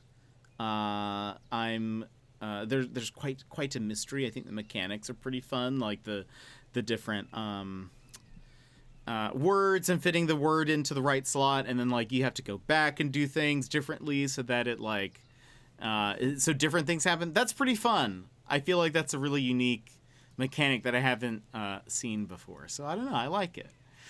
But friends, that's going to be all for us tonight. Quizby, I hope you're doing well. Let's just go here for a sec. We will, let me just see real fast. Okay.